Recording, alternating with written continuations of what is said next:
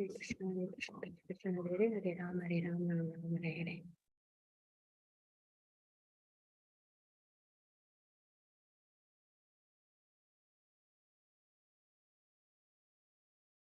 Hare Krishna devotees எல்லாருக்கும் வணக்கங்கள். நம்ம பகவத்கீதை 18 டேஸ் கோர்ஸ் லெவல் 1ல இருக்கோம். அதுல நம்ம இன்னைக்கு பார்க்க போறது அத்தியாயம் 6. சரிங்களா? அப்புறம் எல்லாரும் வந்து சாட்ல வந்து நான் வந்து அட்டெண்டன்ஸ் லிங்க் ஷேர் பண்ணிருக்கேன்.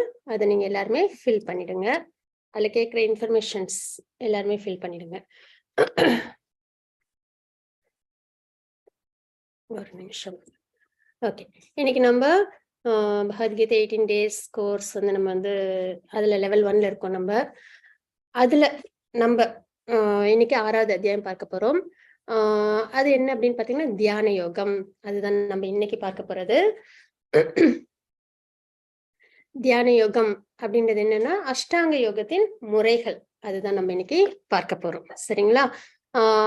பகவத்கீதையில் மொத்தம் 18 அத்தியாயங்கள். அதுல ஃபர்ஸ்ட் 6 வந்து கர்ம யோகத்தை பத்தி நம்ம பார்க்கிறோம் அப்படின்னு நம்ம ஏற்கனவே பார்த்துக்கோம் இல்லைங்களா? அதுல இன்னைக்கு நம்ம அஷ்டாங்க யோகத்தை பத்தி பார்க்க போறோம். இன்னையோட கர்மயோகம் நிறைவு பெறும். இன்னொரு விஷயம் என்ன அப்படின்னு பாத்தீங்கன்னா, நம்ம ஏற்கனவே நேற்றுக்கு நம்ம பார்த்தோம் இல்லைங்களா? பகவானுக்கும் நமக்குமான உறவுன்றது ஏதோ இனிமேதான் உருவாக போகுதுன்றது கிடையாது. இதுக்கு முன்னவே நமக்கும் பகவானுக்குமான உறவு உண்டு. அதுல நம்ம எந்த உறவுல இருக்கோம் அப்படின்றத தெரிஞ்சுக்கிறதுக்கு தான் இந்த ஸ்கிரிப்சர்ஸ் எல்லாம், நம்ம வேதங்கள், பக்தி, சத் சங் எல்லாமே. சரிங்களா? அப்படின்னும் போது நமக்கும் பகவானுக்குமான உறவு என்னன்றது அதுல தெரிய வந்துடும் அப்படின்னு பார்த்தோம். அதே மாதிரி நம்ம இந்த ஜட உலகத்திலிருந்து முக்தி அடையணும் அப்படின்னா அதற்கு வந்து என்ன பண்ணணும் அப்படின்னு பார்த்தோம்னா நம்ம வந்து பக்தி பண்ணணும்னு பார்க்கிறோம். சரி, முக்தி அடைஞ்சதுக்கு அப்புறம் என்னென்ன வகையான முக்திகள் இருக்கு அப்படின்றத நம்ம வந்து இப்ப பார்க்கலாம். என்னென்ன அப்படின்னு பாத்தீங்கன்னா ஒண்ணு வந்து சாயுஜ்ய முக்தி அப்படின்னு சொல்லுவாங்க. அது என்ன அப்படின்னு பார்த்தோம்னா நம்ம வந்து காட் ரியலைசேஷன்ஸ் பார்த்தோம் இல்லைங்களா? பிரம்ம பிரம்ம அதாவது பிரம்மன், பரமாத்மா, பகவான் அப்படின்னு பார்த்தோம் இல்லைங்களா? அதுல பிரம்மன் அப்படின்ற ரிலேஷன் பகவானை ஒளி மூலியமா வழிபாடு பண்றது, தியானத்தின் முறையில வழிபாடு பண்றது. அவங்க வந்து என்ன பண்ணுவாங்கன்னா அந்த ஜோதியோட, பிரம்ம ஜோதியோட ஐக்கியம் ஆயிடுவாங்க. சரிங்களா? நம்ம 8வது அத்தியாயம் பார்க்கும்போது நம்ம வந்து இந்த இது பார்ப்போம், கோலோக சார்ட் பார்ப்போம். அதுல வந்து நமக்கு வந்து கோலோகம், வைகுண்டம், அப்புறம் வந்துட்டு இந்த மெட்டீரியல் உலகங்கள் இதெல்லாம் பகவான் எப்படி கிரியேட் பண்ணிருக்காங்க அப்படின்றத நம்ம பார்ப்போம். இப்போதைக்கு பிரம்ம ஜோதின்னு ஒரு இடம் உண்டு. சரிங்களா? அந்த ஜோதியில ஐக்கியமாயிடுவாங்க. யாருன்னா தியானத்தின் முறையில பகவானை வழிபாடு பண்றாங்க. அந்த முக்தி வந்து சாயுஜ்ய முக்தி அப்படின்னு வந்து சொல்லுவாங்க. சரிங்களா? அதுக்கப்புறம் பாத்தீங்கன்னா சாலோக்கிய முக்தி அப்படின்றது ஒண்ணு இருக்கு. அது என்னன்னா பகவானோட லோக்கங்கள்ல நம்ம இருக்க முடியும். முக்தி அடைஞ்சதுக்கு அப்புறம் பகவானோட லோக்கங்கள்ல இருக்கிறது. அதே மாதிரி சாரூபிய அப்படின்றது பகவானோட ரூபத்துல நம்ம இருப்போம். சரிங்களா? 400 ஃபார்ம்ல இருப்போம். பகவானும் வந்து சங்க சக்கர கதாதர 400 ஃபார்ம்ல இருப்பாங்க. அதுலயே என்ன அப்படின்னு பாத்தீங்கன்னா வித்தியாசம் நமக்கும் பகவானுக்கும் என்ன அப்படின்னு பார்த்தோம்னா பகவானுக்கு வந்து அந்த ஸ்ரீவத்சமும் கௌஸ்துப மாலையும் இருக்கும், நமக்கு அது இருக்காது. மற்றபடி பகவானோட ரூபம் ஒத்து நம்மளும் இருப்போம். அப்படி அது சாரூபிய முக்தி. அதுக்கப்புறம் சாஷ்டி அப்படின்னு வந்து ஒரு டைப் ஆஃப் லிபரேஷன் இருக்கு. அது என்ன அப்படின்னு பார்த்தோம்னா பகவானோட பேரஃபேமிலியாவா இருப்போம். சரிங்களா? அவங்க பக்கத்துல அவங்களுக்கு உபயோகப்படக்கூடிய ஒரு விஷயம், அவங்களுக்கு ரொம்ப அருகாமையில கிடைக்கக்கூடிய முக்தி அப்படின்றத பார்ப்போம் நம்ம. அதுக்கப்புறம் பாத்தீங்கன்னா இன்னொன்னு வந்து பகவானோட ஆப்புலன்சஸ் எல்லாமே நமக்கும் வந்து கிடைக்கும். பகவானுக்கு 6 ஆப்புலன்சஸ் இருக்கு அப்படின்னு நம்ம பார்த்தோம் இல்லைங்களா? அதாவது நேம், ஃபேம், ஸ்ட்ரென்த், ரினௌன்ஸ்டா இருப்பாங்க அப்படின்னால நம்ம பார்த்தோம் இல்லைங்களா? பகவானுக்குன்னு பகவான் அப்படின்றது வந்து பராசரமணி வந்து கொடுத்திருந்தாங்க இல்லைங்களா டெஃபினிஷன். அதுல நம்ம பார்த்தோம். அந்த ஆப்புலன்சஸ் எல்லாத்தையும் நமக்கு வந்து பகவான் வந்து கொடுத்திருப்பாங்க.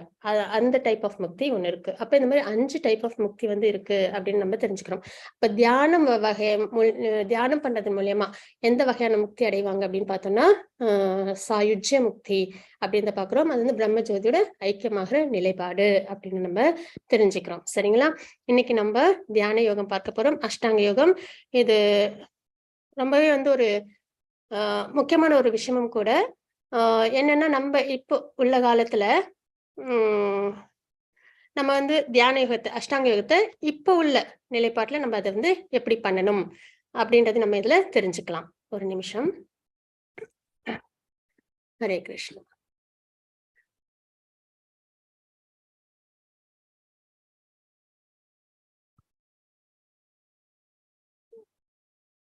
அஷ்டாங்க யோகம் அப்படின்றது என்னன்னா 8 அங்கங்களை கொண்ட யோகத்தை தான் நம்ம அஷ்டாங்க யோகம்னு சொல்லுவோம். சரிங்களா?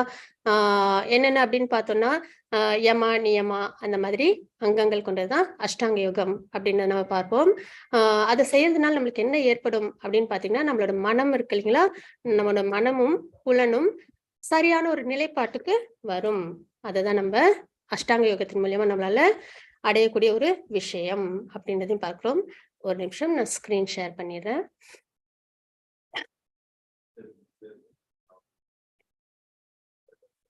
ஆக்சுவலா கிட்ஸோட ஸ்கிரீன் ஷேர் பண்ணியிருக்கேன், அதனால தான் இப்ப பெரியவங்கள்ட்ட நான் ஷேர் பண்ணிடுறேன். ஸ்கிரீன் தெரியுதுங்களா இப்போ? பிரபுஜி, ஜானகிராமன் பிரபுஜி, ஸ்கிரீன் தெரியுதுங்களா? தெரியுது மேடம். தெரியுதுங்களா? ஓகே, ஹரே கிருஷ்ணா. அப்ப நம்ம தியான யோகம் தான் நம்ம பார்க்க போறோம். சாங்கிய யோகம் அப்படின்னு நம்ம இதை சொல்லுவாங்க. சரிங்களா? யாருக்கும் மங்களாச்சரன் வாசிக்க விருப்பம் இருக்குங்களா? ஜானகிராமன் பிரபுஜி, உங்களுக்கு வாசிக்க விருப்பம் இருக்குங்களா? சரி, ஓகே, நான் சொல்லிடுறேன். ஓம் அஜ்ஞானதிமிராந்தஸ்ய ஞானாஞ்சனசலாகயா சக்ஷரோன்மிலிதம் மேன தஸ்மை ஸ்ரீ குருவே நமः.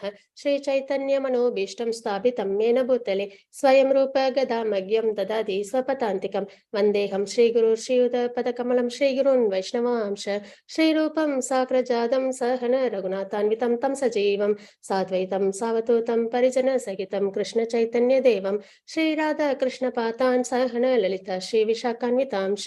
हे कृष्ण करुणा सिंधु दीनबंधो जगतपते गोपेश गोपिका कांत राधा कांत नमोस्तुते तप्त कांचन गौरांगी राधे वृंदावनेश्वरी वृषभानुसुदे देवी प्रणमामि हरिप्रिये वाञ्छाकल्पतरुपस्य कृपा सिंधु भयवच पतितानां पावनेभ्यो वैष्णवेभ्यो नमो नमः. नमो विष्णुपादाय कृष्णप्रस्थाय भूतले श्रीमते भक्तिवेदान्त स्वामिनिति नामिने नमस्ते सरस्वती देवे गौरवाणी प्रचारिणे निर्विशेष शून्यवादी पश्यत देशतारिणे. जय श्री कृष्ण चैतन्य प्रभु नित्यानंद श्री अद्वैत गदाधर श्रीवासादि गौर भक्त वृंद. हरे कृष्णा कृष्ण कृष्ण हरे हरे हरे राम राम राम हरे हरे. ओम नमो भगवते वासुदेवाय. ओम नमो भगवते वासुदेवाय. ओम नमो भगवते वासुदेवाय. हरे कृष्णा. நம்ம நேத்திக்கு அத்தியாயம் 5 பார்த்தோம். அதோட சுருக்கம் என்ன அப்படின்றத பார்க்கலாம். சந்நியாசம் அல்லது கர்மயோகம் எது சிறந்தது அப்படின்றத பார்த்தோம். அதான் நேத்திக்கு நம்ம பார்த்தது வந்து யோகாயின் கிருஷ்ணா கான்சியஸ்னஸ், கிருஷ்ண உணர்வில் செயல்கள், அதுதான் நம்ம பார்த்தோம். அதுக்கு 2 கதைகள் கூட பார்த்தோம் இல்லைங்களா? ஒண்ணு வந்து அம்பரீஷ் மகாராஜரோட ஸ்டோரி பார்த்தோம், இன்னொன்னு வந்து நிருக மகாராஜரோட ஸ்டோரிஸ் பார்த்தோம். அம்பரீஷ் மகாராஜர் அப்படின்றவங்க முழுக்க முழுக்க கிருஷ்ண பக்தியிலேயே லயிச்சு தன்னோட வாழ்க்கைய, தன்னோட பிரிஸ்கிரைப் டியூட்டியை நல்லபடியா பண்ணி பகவானை அடைஞ்சாங்க. அவங்கதான் அம்பரீஷ் மகாராஜர். இன்னொருத்தவங்க நிருக மகாராஜர். அவங்க என்ன பண்ணாங்க? பலனை எதிர்பார்த்து செயல்கள் செஞ்சாங்க. அதுல ஒரு சிறு தவறு நடந்திருது, அதுவும் அவங்களுக்கு தெரியாமலே. அதற்கு அவங்க வந்து ஒரு தண்டனைகளையும் அனுபவிச்சாங்க, தண்டனையை எடுத்துக்கிட்டாங்க அப்படின்றது நம்ம பார்த்தோம் இல்லைங்களா? அப்ப எது ரொம்ப சேஃப் ஆனது, கர்ம பந்தம் நம்மளை பாதிக்காம இருக்கணும் அப்படின்னா கிருஷ்ண உணர்வில் செயல்கள் அப்படின்ற நம்ம அந்த 2 கதைகள் மூலியமா நம்ம தெரிஞ்சுக்கிட்டோம். அப்போ இதுல வந்து அர்ஜுனர் என்ன கேட்டிருந்தாங்க? சந்நியாசம் கர்மயோகா, அதாவது வந்து செயலை துரத்தல் சிறந்ததா இல்ல பக்தியுடன் செயல்படுதல் சிறந்ததா? பக்தி செயல், இது 2மே நம்மளோட செயல் அதுவே பகவானுக்காக இருக்கும்போது அது பக்தி செயல். சரிங்களா? அதாவது பக்தி சேவை அப்படின்றதுல அடங்கும். அப்போ எது சிறந்ததுன்ற கேட்டிருப்பாங்க. அப்போ கர்மயோகம், பக்தி சேவையே சிறந்தது அப்படின்றத பகவான் வந்து குறிப்பிட்டிருப்பாங்க. அப்புறம் நிஷ்காம கர்மயோகா பந்தத்திலிருந்து விடுவிக்கிறது. நிஷ்காம கர்மயோகா அப்படின்றது என்னன்னா எந்த பலனையும் எதிர்பார்க்காம செய்யக்கூடிய செயல்கள் அப்படின்னு நம்ம தெரிஞ்சுக்கிறோம். கிருஷ்ணர் மீது கவனத்தை செலுத்துவதன் மூலம் விடுதலை, பகவானை நம்ம அடையும், பகவானே நம்ம பக்தி செய்யும் முறையில நம்மளால என்ன பண்ண முடியும்? லிபரேஷன் கிடைக்கும். இந்த பிறப்பிறப்பு சுழற்சியில இருந்து நம்மளால விடுதலை அடைய முடியும். இந்த மாதிரி விஷயங்கள்லாம் நம்ம பார்த்தோம். அப்புறம் அமைதி, மன அமைதி நமக்கு கிடைக்கும். எப்போ கிடைக்கும் அப்படின்னு பார்த்தோம்னா அந்த 5.29 ஸ்லோகம் பார்த்தோம் இல்லைங்களா? பகவானே சுப்ரீம் கண்ட்ரோலர், எல்லாத்தையும் கட்டுப்படுத்தக்கூடியவங்க பகவான் அப்படின்னு தெரிஞ்சுக்கிறது. எல்லாத்தையும் அனுபவிக்க கூடியவங்களும் பகவானே அப்படின்னு நம்ம தெரிஞ்சுக்கும் போது பகவான் எல்லாருக்கும் வெல்விஷிங் ஃப்ரெண்ட், யாருக்கும் துவேஷம் எல்லாம் கிடையாது இல்லைங்களா? வாழ்வாதாரம்ன்றத நம்ம பார்த்தோம்னா நமக்குலாம் எந்த குறையுமே கிடையாது. இயற்கை நமக்கு எல்லா விஷயங்களும் கொடுத்துருக்கு. நம்ம உயிர் வாழறதுக்கு தேவையான அனைத்து விஷயங்களும் நம்மளுக்கு கொடுத்துருக்கு. நம்பணும் போது நம்ம ஹியூமன் பீயிங்ஸ் மட்டும் நம்ம கணக்கெடுக்கிறது இல்ல. எல்லா உயிர் வாழிகளும் வாழறதுக்கு தேவையான எல்லா விஷயங்களையும் பகவான் வந்து பரிபூர்ணமா கொடுத்திருக்காங்க. நம்ம கிட்ட குறைகள்னு சொல்றது எல்லாமே இயற்கைக்கு மீறிய ஆசைகளா தான் இருக்கும் இல்லைங்களா? அப்போ பகவான் என்ன பண்ணிருக்காங்கன்னு பார்த்தோம்னா, எல்லாருக்குமே வெல் விஷிங் ஃப்ரெண்ட் தான் இல்லைங்களா? அப்ப யாருக்கும் எந்த ஒரு குறைபாடுமே இல்லாம அவங்க எல்லாமே தேவையான விஷயங்கள் எல்லாத்தையுமே பகவான் நம்மளுக்கு கொடுத்திருக்காங்க. அப்ப அவங்க வெல் விஷிங் ஃப்ரெண்ட். அந்த விதத்துல நம்ம பார்த்தோம்னா, பகவானை நம்ம துவேஷிக்கிறதுக்கு ஒரு காரணம் கூட நமக்கு கிடைக்கவே கிடைக்காது. குறை எனக்கு இது இருக்கு, அதை சரி பண்ணி கொடுங்கன்னு சொல்ற அளவுக்கு நம்மளுக்கு காரணங்களே இருக்காது. ஏன்னா எல்லா விஷயத்தையும் பகவான் வந்து பரிபூர்ணமா நமக்கு கொடுத்திருக்காங்க. அதுவும் அதிகமான விஷயமா தான் கொடுப்பாங்க. எல்லாமே ஒண்ணே ஒண்ணுலாம் கிடையாது. பக்தி மட்டும்தான் ஒண்ணே ஒண்ணு. மத்தது எல்லாமே நமக்கு வெரைட்டிஸ் அதிகமா உண்டு இல்லைங்களா? அப்படின்போது அந்த ஒரு நிலைப்பாட்டுல நம்ம வந்து பகவானை நினைச்சோம் அப்படின்னா நம்மளுக்கு பகவான் மேல அவ்வளவு அன்பு ஏற்படும், பக்தி ஏற்படும் அப்படின்னு நம்ம பார்த்தோம். அப்ப இந்த மாதிரி நிலையில நம்ம இருக்கும்போது நம்மளுக்கு என்ன ஏற்படும்? மன அமைதி ஏற்படும் அப்படின்றத நம்ம பார்க்கிறோம் இல்லைங்களா? இன்னைக்கு நம்ம அத்தியாயம் 6 பார்க்க போறோம். அதோட சுருக்கம் என்ன அப்படின்றத நம்ம பார்க்கலாம். அஷ்டாங்க யோகாவில் முன்னேறுதல். இன்னைக்கு நம்ம பார்க்க போறது தியான யோகம், அஷ்டாங்க யோகம் தான் நம்ம பார்க்க போறோம். அதுல முன்னேற்றம் கிடைக்கணும் இல்லைங்களா? அது என்னென்ன நிலைப்பாடு அப்படின்றத நம்ம பார்க்க போறோம். சமபுத்திர் விவஷ்யத்தை அப்படின்ற ஸ்லோகத்தின் மூலமாக அஷ்டாங்க யோகாசனத்தின் நிலைகள் என்ன அப்படின்றத நம்ம பார்ப்போம். ரகசி சித்திதா அப்படின்ற ஸ்லோகத்தின் மூலமாக ஏன் மனதை கட்டுப்படுத்துங்கள் அபியாசனத்து கௌந்தேய அப்படின்ற ஸ்லோகத்தின் மூலமாக நம்ம பார்ப்போம். தோல்வியுற்ற யோகியின் இலக்கு என்ன அப்படின்றத சுஷீனாம் ஸ்மிருதினாம் கேஹே அப்படின்ற ஸ்லோகத்தின் மூலமா நம்ம பார்ப்போம். பக்தி யோகி மிக உயர்ந்த யோகம் யுக்த மனோ மதஹ அப்படின்ற ஸ்லோகத்தின் மூலமா நம்ம பார்ப்போம். இப்போ நம்ம எல்லாத்தையுமே நம்ம ஸ்லோகங்களோட நம்ம பார்த்துடலாம். யோகா என்றால் என்ன? ஏற்கனவே நம்ம பார்த்திருக்கோம் இல்லைங்களா? யோகம் அப்படின்றது ஆத்மாவையும் பரமாத்மாவையும் இணைக்கும் ஒரு சாதனம். நம்ம கர்ம யோகம் பார்க்கிறோம். செயல் மூலியமா நம்ம பகவானோட சம்மந்தப்படுறது சரிங்களா? சாண்டிங் பண்றோம். அப்ப பகவானுக்கும் நமக்குமான ஒரு பந்தம் ஏற்படுது இல்லைங்களா? அப்போ அதே மாதிரி நம்ம எந்த ஒரு செழிப்பு அர்ஜுனர் போர் பண்றாங்க. அப்போ அது பகவானுக்காக பண்றாங்க. அப்ப பகவானுக்கும் அவங்களுக்குமான ஒரு சம்பந்தம் ஏற்படுது. அப்ப யோகா அப்படின்றது நமக்கும் ஆத்மாவுக்கும் பகவானுக்குமான இணைக்கும் ஒரு சாதனம். அப்ப அதுல கர்மயோகம், ஞான யோகம், பக்தி யோகம், அஷ்டாங்க யோகம் அந்த பிரிவுகள் இருக்கு அப்படின்னு பார்க்கிறோம். இப்ப நம்ம பார்க்க போறது இதுல பிரத்யேகமா அஷ்டாங்க யோகத்தை பத்தி பார்க்க போறோம். 8 அங்கங்கள். அஷ்ட அப்படின்றது சமஸ்கிருதத்துல 8. 8 அங்க இணைப்பு. பகவானுக்கும் நமக்குமான இணைப்பு. ஆத்மா பரமாத்மாக்கான இணைப்பு அப்படின்னு நம்ம பார்க்க போறோம். அதாவது 8 ஸ்டேஜஸ் இருக்கும் சரிங்களா? முழுமை அடையறதுக்கு. அதுல என்னென்ன அப்படின்னு பார்த்தோம்னா யமம், நியமம், ஆசனம், பிராணாயாமம், பிரத்யாகாரம், தாரணை, தியானம், சமாதி இதெல்லாம் தான் 8 அங்கங்கள் அப்படின்னு நம்ம பார்க்கிறோம். யமம் அப்படின்றது என்ன அப்படின்னு பார்த்தோம்னா வெளிப்புற பண்புகள். அஷ்டாங்க யோகம்ன்றது இந்த முனிவர்கள்லாம் தியானம் பண்ணுவாங்க இல்லைங்களா? காட்டுல ரிஷிகள் முனிவர்கள்லாம் அந்த நிலைப்பாடு தான் அஷ்டாங்க யோகா. அதையே நம்ம இந்த காலத்துல இப்போ கலியுகத்துல நம்ம எப்படி பண்ண முடியும் அப்படின்றதையும் நம்ம இது நம்மளும் அப்ளிகேஷன்ல கொண்டு வரலாம் சரிங்களா? ஆனா காட்டுல போய் தான் பண்ணணும்னு கிடையாது. வீட்டிலேயே நம்மளால இந்த நிலைப்பாட்டை நம்மளால கொண்டு வரவும் முடியும் சரிங்களா? அப்ப யமம் அப்படின்றது என்னன்னா வெளிப்புற பண்புகள். வெளிப்புற பண்புகள் அப்படின்றது என்னன்னா பொதுவா இப்ப தியானம் பண்றாங்க அப்படின்னா அவங்களுக்கு என்ன தேவை? அதாவது வெளி விஷயங்கள் ரொம்ப அமைதியான இடமா இருக்கணும், தூய்மையான இடமா இருக்கணும், பாதுகாப்பான இடமா இருக்கணும். இதுதான் ரொம்ப முக்கியமான ஒரு விஷயங்களை நம்ம பார்க்கிறது. அமைதி, தூய்மை, பாதுகாப்பு இதெல்லாம் இருக்கணும். அதுதான் வெளிப்புற பண்புகள்ன்றது. அது மாதிரி உட்புற பண்புகள் அப்படின்றது என்ன? நியமம். நம்மளோட ரெகுலேஷன்ஸ், டிசிப்ளின். நம்ம என்ன மாதிரி ஆகாரம் எவ்வளவு ஆகாரம் எடுத்துக்கணும், எவ்வளவு தூக்கம் வேணும், எவ்வளவு உழைக்கணும், இதெல்லாம் வந்து ஒரு அளவோட இருக்கிறது தான் உட்புற பண்புகள் அப்படின்னு நம்ம பார்ப்போம். அப்புறம் ஆசனம் அப்படின்றது என்னன்னா இந்த யோகா இப்பெல்லாம் நிறைய வந்து யோகா கிளாஸஸ் எல்லாம் இருக்கு இல்லைங்களா? அதுல பாத்தீங்கன்னா நிறைய ஆசனம்லாம் சொல்லி கொடுப்பாங்க இல்லைங்களா? அப்போ அது மாதிரி முனிவர்கள், ரிஷிகள் இல்லைன்னா யாரும் தவம் பண்றாங்கன்னா அவங்க என்ன பண்ணுவாங்கன்னா அவங்களுக்கு பிடிச்ச மாதிரி அவங்களுக்கு வசதியான ஒரு ஆசனத்தை அவங்க செலக்ட் பண்ணிப்பாங்க. பொதுவா பாத்தீங்கன்னா பத்மாசனத்துல உட்காந்து தியானம் பண்ணுவாங்க இல்லைங்களா? அதுதான் நம்ம வந்து சொல்றோம். அப்ப உட்காரும் விதம் தியானம் அப்படின்றது, ஆசனம் அப்படின்றது. பிராணாயாமம் அப்படின்றது என்னன்னா மூச்சு பயிற்சி. மூச்சை வந்து சரியான நிலைப்பாட்டுல வச்சுக்கிறது. மூச்சு அப்படின்றது நம்மளோட எமோஷன்ஸோட சம்பந்தப்படுறது சரிங்களா? அப்ப இப்ப பாத்தீங்கன்னா கோபப்படும் போது நம்மளுக்கு என்ன ஆகும்? மூச்சு வாங்கும் இல்லைங்களா? அது மாதிரி மூச்சுன்றது நம்மளோட எமோஷன்ஸோட சம்மந்தப்படுறது. அப்ப மூச்சு நம்ம பயிற்சி பண்ணி ஸ்டேபிளா வச்சிருந்தோம் அப்படின்னாலே நம்ம எமோஷனலா நம்ம டிஸ்டர்ப் ஆக மாட்டோம். நம்ம எப்படி இருப்போம், ஒரு ஸ்டேபிளான மைண்ட்ல சமநிலையோட நம்மளால இருக்க முடியும். அதனால மூச்சு பயிற்சின்றது ரொம்பவே முக்கியமான ஒரு விஷயம். அது நம்மள ஒரு அமைதியான நிலைப்பாட்டுல வச்சிருக்கோம். இன்னொன்னு என்ன அப்படின்னு பாத்தீங்கன்னா, அது வந்து இந்த வாழ்நாள் காலம் நம்ம பாக்குறோம் இல்லைங்களா, அது வந்து நம்மளோட நாள் கணக்குல கிடையாது, நம்மளோட மூச்சு அதோட கணக்குல தான் நம்மளோட வாழ்நாள் காலம் இருக்கு அப்படின்றது. அப்ப எவ்வளவு நிதானமா நம்ம வந்து மூச்சு நல்லா பயிற்சி பண்ணி நம்ம இருக்கிறோமோ அந்த அளவுக்கு நம்மளால ஸ்டேபிளா சமநிலையில இருக்க முடியும். அதனால வாழ்நாளும் அதிகரிக்கும். அப்படின்னும் போது அந்த மாதிரி மூச்சு பயிற்சி ப்ராப்பரா எடுத்துக்கிறது, அதான் பிராணாயாமம்ன்றது பார்க்கிறோம். பிரத்யாகாரம் அப்படின்றது என்னன்னா புலன்களை அடக்குதல். இப்ப பாத்தீங்கன்னா வெளிப்புற பண்புகள் பார்க்கிறோம், உட்புற பண்புகள் பார்க்கிறோம், உட்காரும் விதம் ஆசனம் பார்க்கிறோம், மூச்சு பயிற்சி பார்க்கிறோம். இப்போ பாத்தீங்கன்னா அடுத்தது என்னன்னா நம்மளோட புலன்கள் அது வெளியில போகாம, சரிங்களா, வெளியில உள்ள ஜட இன்ப பொருட்கள் மேல அவ்வளவா ஈடுபடாம அதை கண்ட்ரோல் பண்றது, அதுதான் வந்து பிரத்யாகாரம் அப்படின்றது. அப்புறம் தாரணை, புலன்களை நம்ம கண்ட்ரோல் பண்றோம்னாலே அடுத்தது நம்மளோட மனம், அதை நம்ம என்ன பண்ணணும், ஒரு நிலைப்படுத்தணும். அதுதான் தாரணைன்றது, மனதை ஒரு நிலைப்படுத்துறது. அதுக்கப்புறம் இதெல்லாம் நல்லபடியா நம்ம ஃபாலோ பண்ணோம் அப்படின்னா நம்மளால தியான நிலையில இருக்க முடியும். அந்த தியான நிலையை நல்லா மெச்சூர்டா வரும்போது அது சமாதி நிலை அப்படின்ற நம்ம பார்க்கிறோம். ஒருமித்தல், ஒருங்கிணைப்பு அப்படின்ற நம்ம தெரிஞ்சுக்கிறோம். சரிங்களா? அப்போ இதை வந்து நம்ம சாண்டிங் பண்ணும் போதும் நம்ம வந்து இதை வந்து நல்லபடியா ஃபாலோ பண்ண முடியும். சரிங்களா?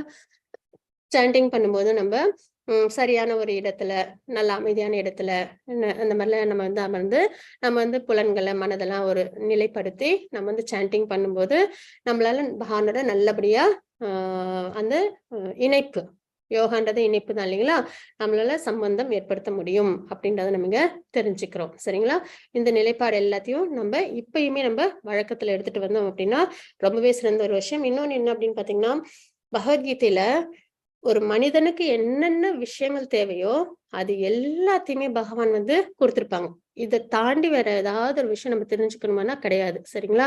அந்த அளவுக்கு நம்ம என்ன மாதிரி சாப்பாடு சாப்பிடணும், அதை எப்படி சாப்பிடணும், எவ்வளவு சாப்பிடணும், என்ன மாதிரி நம்ம வந்துட்டு மனதை ஒருநிலைப்படுத்தணும், எல்லாமே நம்மளுக்கு வந்து பகவான் வந்து இதுல குறிப்பிட்டு கொடுத்திருப்பாங்க. இதை நம்ம கரெக்டா புரிஞ்சு நம்ம வாழ்க்கையில நம்ம ஃபாலோ பண்ணோம்னாலே நம்மளால கண்டிப்பா பெர்ஃபெக்டான ஒரு லைஃப் நம்மளால லீட் பண்ண முடியும். அதுதான் பகவத்கீதை அப்படின்றது, வாழ்க்கையின் வழிகாட்டி, பகவானே கொடுத்த இன்ஸ்ட்ரக்ஷன்ஸ்.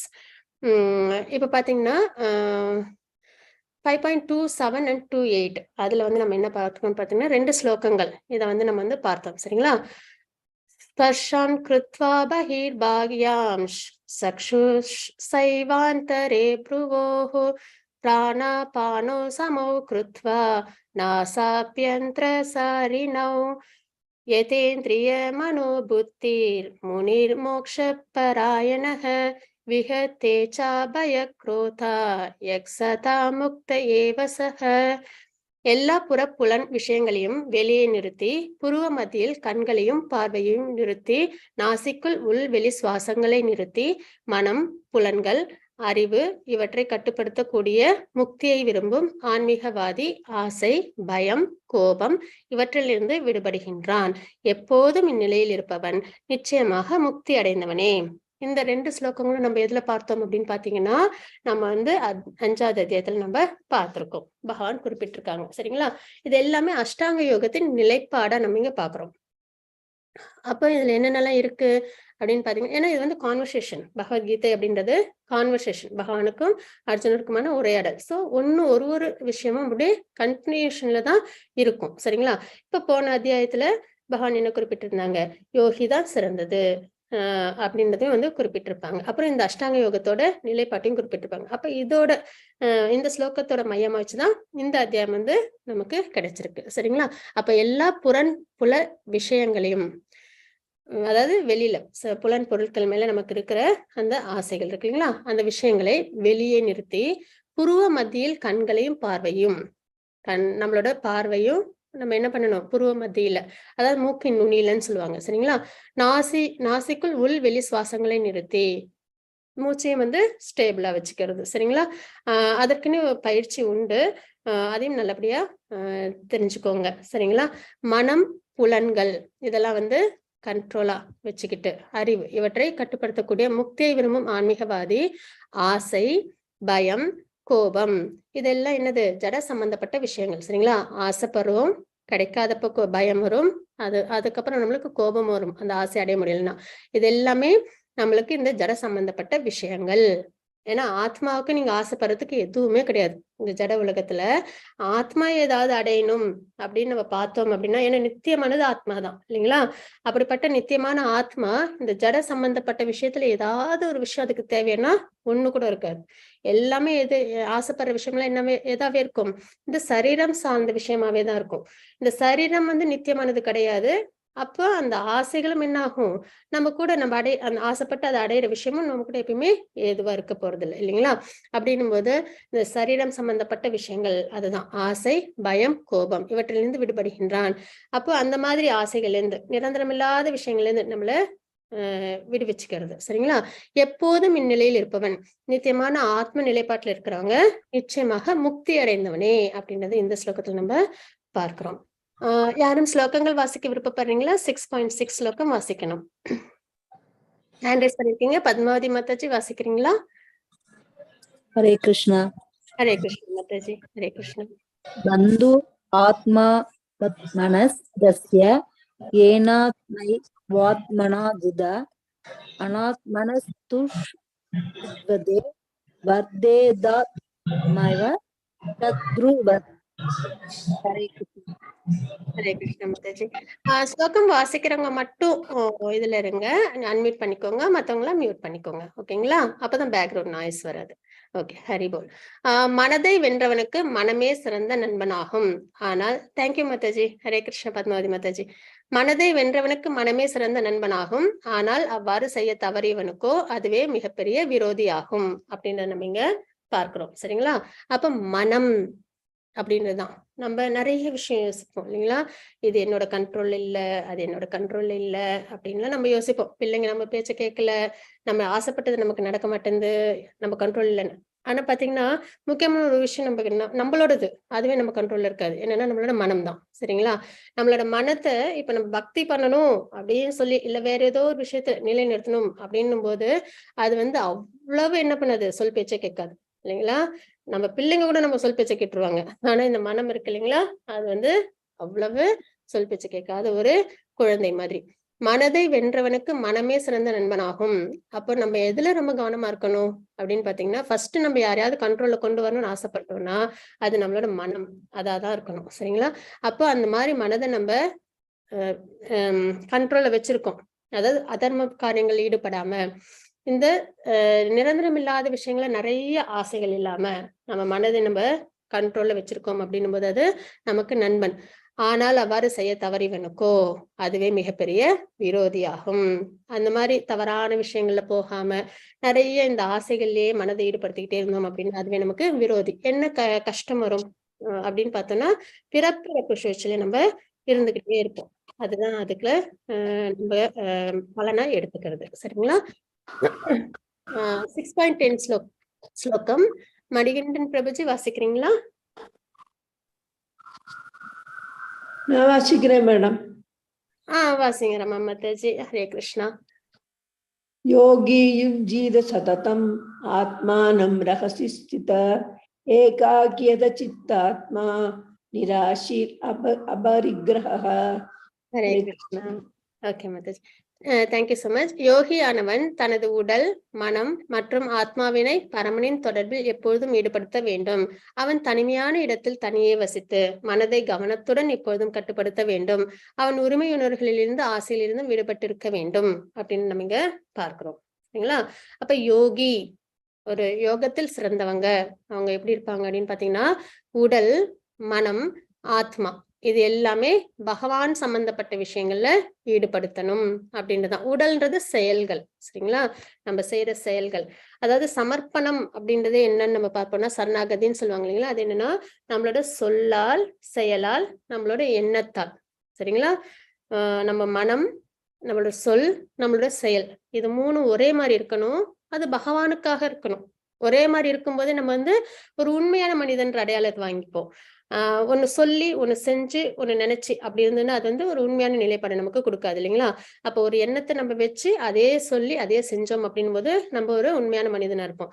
அந்த 3மே பகவானுக்காகன்னும் போது அது சரணாகதி ஆகுது அப்படின்னும் போது அப்ப நம்ம உடல், மனம், ஆத்மா இது எல்லாமே நம்ம பரமாத்மாவின் தொடர்புல ஈடுபடுத்த வேண்டும். அவன் தனிமையான இடத்தில் தனியே வசித்து, இங்க தனிமையான இடம் சொல்றாங்க இல்லைங்களா? உடனே நம்ம வந்துட்டு எல்லாத்தையும் விட்டுட்டு ஃபேமிலி எல்லாம் விட்டுட்டு காடு அங்கெல்லாம் போயிட்டு நம்ம வந்து தனியா இருக்கணும் அப்படின்னா இல்ல. மனதளவுல நம்ம வந்து நிறைய விஷயங்கள் நம்மள ஈடுபடுத்திக்காம, சரிங்களா? சில சமயம் நம்ம ஃபேமிலிலேயே வந்து குழந்தைங்க கிட்டயே நம்ம நிறைய உரிமை எடுத்துக்கிட்டோம்னா நம்மளுக்கு வந்து ஒரு வருத்தம் தான் மிஞ்சும் இல்லைங்களா? அப்படின்னும் போது பகவான் இருக்காங்க, பக்தி இருக்கு. நம்ம என்ன பண்ணலாம்? பகவான் மேல பக்தி மேல நம்மள ஈடுபடுத்திக்கலாம் இல்லைங்களா?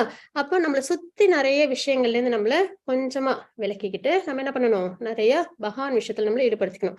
அதனால நம்மளுக்கு நிறைய பிரச்சனைகளே வராது உண்மையிலேயே இல்லைங்களா? அவன் தனிமையான இடத்தில், அப்ப அதுதான் தனிமைன்றது. நம்ம இருக்கிற காட்டுல போய் இருந்துட்டு குடும்பத்தை நினைச்சிட்டு மத்த விஷயங்கள் ஈடுபடுறது அது வந்து ஒரு உயர்ந்த விஷயம் இல்ல. தனிமைன்றது நம்ம எங்க இருந்தாலுமே அந்த தனிமையை நம்மளால உணர முடியணும். நிறைய விஷயங்களை நம்மள ஈடுபடுத்திக்காம முழுக்க பகவான் மேலயும் பக்தி மேலயும் நம்மள ஈடுபடுத்திட்டு தேவையான அளவு குடும்பத்துக்கு எவ்வளவு தேவையோ அந்த அளவுக்கு நம்ம சப்போர்ட்டிவா இருந்து எவ்வளவு நம்மளால இந்த ஜட உலக வாழ்க்கையில நம்மளால கடமைகளை செய்ய முடியுமோ அந்த அளவுக்கு நம்ம கடமைகளை செஞ்சு பக்தியில நம்ம நிறைஞ்சிருந்தோம் அப்படின்னாலே அது ஒரு இனிமையான வாழ்க்கையா இருக்கும். சரிங்களா? அவன் தனிமையான இடத்தில் தனியே வசித்து மனதை கவனத்துடன் எப்பொழுதும் கட்டுப்படுத்த வேண்டும். தன்னோட மனத்தை எப்பயும் அவங்க என்ன பண்ணணும்? கவனத்தோட கட்டுப்படுத்தணும் அப்படின்னு நம்ம இங்க தெரிஞ்சுக்கணும். அவன் உரிமை உணர்வுகளில் இருந்து ஆசைகளில் இருந்தும் விடுபட்டு இருக்க வேண்டும். நிறைய இந்த விஷயங்கள் ஜட ஆசைகள்லாம் இருக்கு இல்லைங்களா? அதுல எல்லாத்துல இருந்தும் விடுபட்டு இருக்கணும் அப்படின்றத நம்ம இந்த ஸ்லோகத்துல நம்ம தெரிஞ்சுக்கிறோம். வேற யாரும் ஹேண்ட் ரைஸ் பண்ணிருக்கீங்களா? மணிகண்டன் பிரபுஜி வாசிக்க விருப்பப்படுறீங்களா?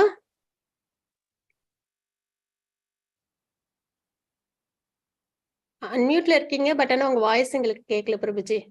ஹரே கிருஷ்ணா. சித்ரா மாதாஜி வாசிக்கிறீங்களா?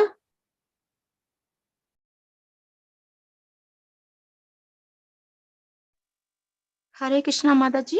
ஹரே கிருஷ்ணா மாதாஜி. வாசிங்க மாதாஜி. ओके माता जी। ஆ. सुशब्द देशो प्रतिष्ठा स्थिरम् आसनम् आत्मनः नात्युत्सरितं नादिनीशं शैलाजिनो क्रोशोत्तरम्। अதையும் வாசிக்கணுமா மாதாஜி? அவசியம் மாதாஜி. அடுத்த ஸ்லோகமா. तत्रैखाख्रं मनख कृत्वा यथा शिस्तोत्रिय क्रियः विशासने बुष्यस् योगम आत्मा विशुद्धये। ஹரே கிருஷ்ணா மாதாஜி. தேங்க்யூ சோ மச் மாதாஜி. யோகத்தை பயில தனிமையான இடத்தில் சென்று நிலத்தில் தர்பை புல்லை பரப்பி அதனை மான்தோலாலும் மென்மையான துணியினாலும் மறைக்க வேண்டும் அப்படின்னு நம்ம இங்க தெரிஞ்சுக்கிறோம். சரிங்களா? அப்போ இது வந்து நம்ம யமா நியமா அப்படின்னா நம்ம வந்து பார்க்க போறோம் இல்லைங்களா? ஸ்டெப் பை ஸ்டெப்பா.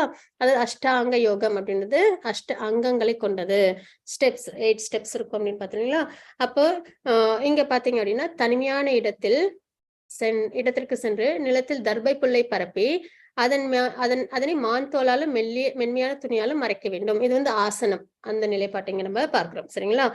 ஃபர்ஸ்ட் தர்பப்புல் போடுவாங்க. எதனால அப்படின்னா அது ரொம்ப புனிதமானது. அது ஒரு விஷயம். இன்னொன்னு என்னன்னா அது வந்து பூச்சிகள் எல்லாம் வந்து அண்ட விடாதுங்களாம். அதனால வந்து தர்பப்புல், ஏன்னா காட்டுல வந்து தவம் பண்ணுவாங்க முனிவர்கள்லாம். அப்போ தவம் பண்ணும்போது அந்த பூச்சிகள்ல இருந்து விலகி இருக்கணும் இல்லைங்களா? பாதுகாப்போட. அதனால தர்பப்புல்லு, அப்புறம் மான் தோல், அப்புறம் பட்டு துணி மாதிரி மென்மையான துணி இதெல்லாம் வந்து ஃபர்ஸ்ட் அவங்க ரெடி பண்ணி வச்சிருப்பாங்க. இந்த ஆசனம் மிக உயர்வாகவோ தாழ்வாகவோ இல்லாமல் புனிதமான இடத்தில் அமைந்திருக்க வேண்டும். நல்ல கிளீனான இடமா இருக்கணும். சரிங்களா? எப்பயுமே பகவானுக்கு வந்து பியூரிட்டி அது ரொம்பவே முக்கியமான ஒரு விஷயம். வெளிப்புறத்திலும் உள்புறத்திலும், அதாவது மனதளவிலும் வெளிப்புறத்திலும் தூய்மை அப்படின்றது பக்தியில ரொம்பவே முக்கியம். அப்புறம் இன்னொன்னு என்னன்னா உயர்வாக ஆசனம் வந்து ரொம்ப உயரமான விஷயமாவும் இல்ல தாழ்ந்தோ இருக்கக்கூடாது. எதனால அப்படின்னா உயரமா இருந்தனாலும் கவனம் இல்லாம விழுந்துற அபாயம் இருக்கும். தாழ்ந்து அப்படின் போது நிறைய இந்த ரெப்டைல்ஸ் எல்லாம் ஊர்வன அந்த விஷயம் இது லிவிங் என்டிட்டிஸ் எல்லாம் இருக்கும் இல்லைங்களா? அதெல்லாம் வந்து அதனால பாதிப்பு ஏற்படுத்தும். அதனால கொஞ்சம் மிதமான உயரத்துல இந்த ஆசனத்தை வச்சுப்பாங்க. பின்னர் இதன் மேல் ஸ்திரமாக அமர்ந்து மனம், புலன்கள் மற்றும் செயல்களை கட்டுப்படுத்தி மனதை ஒருமுகப்படுத்தி இதயத்தை தூய்மைப்படுத்துவதற்கான யோகியானவன் யோகத்தை பயில வேண்டும். சரி, எதற்காக யோகம் பயிலணும் அப்படின்னு பார்த்தோம்னா, எதுக்கு இந்த அஷ்டாங்க யோக ப்ராசஸ் அப்படின்னு பார்த்தோம்னா, மனதை ஒருமுகப்படுத்தி இதயத்தை தூய்மைப்படுத்துவதற்காக. ஏன்னா இந்த இதயம் என்ன பண்ணிருக்கு, நம்மளோட மனம் நிறைய ஆசைகள் இல்லைங்களா, அந்த ஆசைகள் மேல உள்ள வீரியத்தினால என்ன பண்ணுவோம், தவறான விஷயங்கள்லாம் நேர்மையான விஷயத்துல அடைய ஆசைப்படுவோம், இல்லைன்னும் போது தவறான வழியாவது போய் அதை அடைஞ்சிடணும். இந்த மாதிரிதான் நம்ம செயல்கள் இருந்துகிட்டே இருக்கும் இல்லைங்களா. அப்ப அந்த மாதிரி விஷயங்கள் எல்லாம் ஈடுபடுத்தாம அதுதான் நம்மளுக்கு என்ன ஏற்படுத்துது, துன்பத்தை ஏற்படுத்துது இல்லைங்களா. அப்ப அதுல இருந்து விலகி இருக்கிறது. அப்ப இந்த யோகம், இந்த அஷ்டாங்க யோகம் இதெல்லாம் நம்ம வந்து பிராக்டிஸ் பண்ணும்போது இந்த மாதிரி நம்ம நிறைய தவறான விஷயங்கள்லாம் ஈடுபடாம நம்ம தூய்மை இதயத்தை என்ன ஆகும், ஏற்கனவே செஞ்ச இந்த பாபமும் விலகி போகும். இனிமேல் நம்ம நிறைய தவறான விஷயங்கள் ஈடுபட மாட்டோம் இல்லைங்களா. அப்போ என்ன பண்ணுவாங்க, மனதை ஒருமுகப்படுத்தி இதயத்தை தூய்மைப்படுத்துவதற்காக யோகியானவன் யோகத்தை பயில வேண்டும் அப்படின்றத நம்ம பார்க்கணும். இப்பயும் இந்த காலத்திலயும் நம்ம என்ன பண்ணலாம், நிறைய இந்த நமக்கு பிடிச்ச இந்த ஆசைகள், ஏன்னா இந்த உடல் நிரந்தரம் அல்ல, இறப்புன்னும் போதே நம்ம இந்த உடல் சார்ந்த விஷயங்களும் நம்மளை விட்டு போயிடும் இல்லைங்களா. குடும்பமா இருக்கட்டும், சமூகமா இருக்கட்டும், நம்ம சேர்த்து வச்சிருந்த செல்வம், படிப்பு எல்லாமே போயிடும் இல்லைங்களா. அப்படின்னும் போது அதற்கு ரொம்ப முக்கியத்துவம் தராம, அதுவும் தேவை, ஆனா அது மட்டுமே வாழ்க்கைன்னு வாழாம நம்ம என்ன பண்ணணும், நித்தியமான ஆத்மா, நித்தியமான பகவான், நித்தியமான பக்தி, அதன் பக்கமும் நம்மள ஈடுபடுத்திக்கணும். அதுதான் பேலன்ஸ்டு லைஃப். அப்ப அதுதான் நம்மளுக்கு தூய்மையை ஏற்படுத்தும் சரிங்களா. அப்ப இந்த மாதிரி நிலையில வந்து யோகத்தை பயிலணும் அப்படின்னு நம்ம இங்க தெரிஞ்சுக்கிறோம். வேற யாரு ஹேண்ட் ரைஸ் பண்ணிருக்கீங்க? யாரும் இல்லையா? ஜானகிராமன் பிரபுஜி வாசிக்கிறீங்களா? வாசிக்கிறேன் மாதாஜி. அவசியம். 6.15 ஸ்லோகம் பிரபுஜி. ஹரே கிருஷ்ணா. ஹரே கிருஷ்ணா.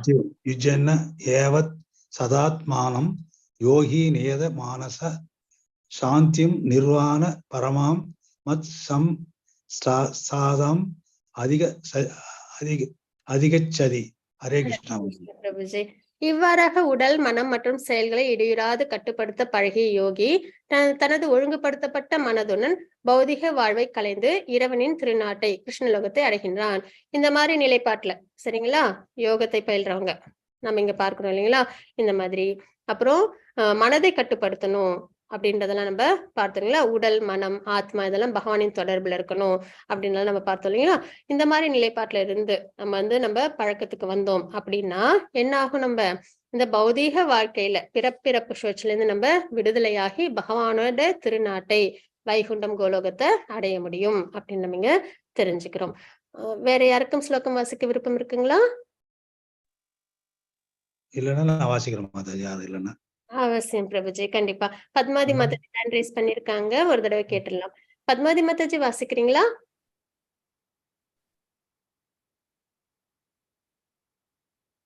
ஓகே. ரமா மாதாஜி வாசிக்கிறீங்களா?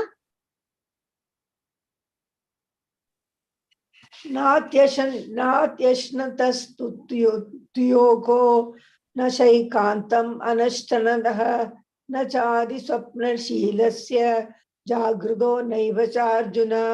ஹரே கிருஷ்ணா. ஹரே கிருஷ்ணா.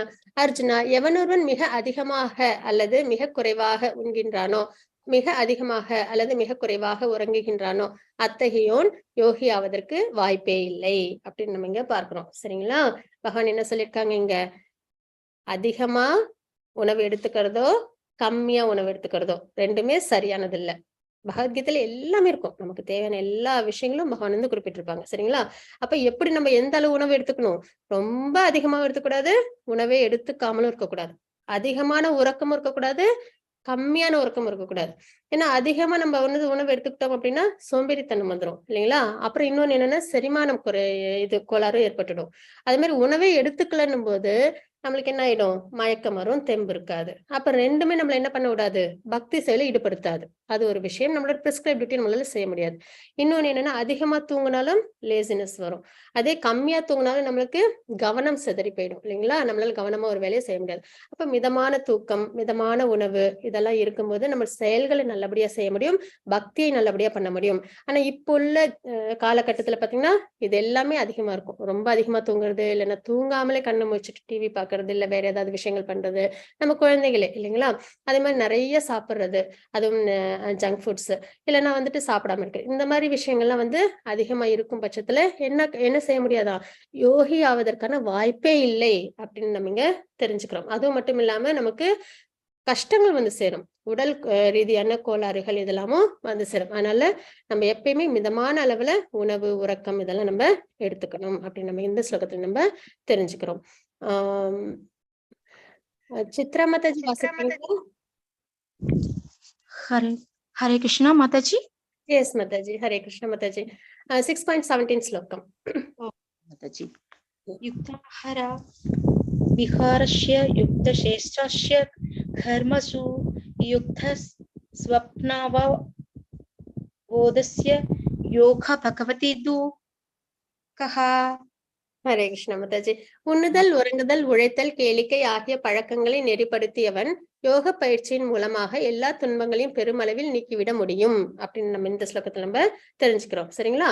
உண்ணுதல், அளவான உணவு, அதுவும் வந்து ஒரு அளவு சொல்லுவாங்க, பாதி வயிறு சாப்பாடு, கால் வயிறு தண்ணி, கால் வயிறு காத்து, அப்படி இருந்தாதான் அந்த டைஜஷன் செய்யறதுக்கு ஏதுவா இருக்கும் அப்படின்னு வந்து சொல்லுவாங்க. சரிங்களா?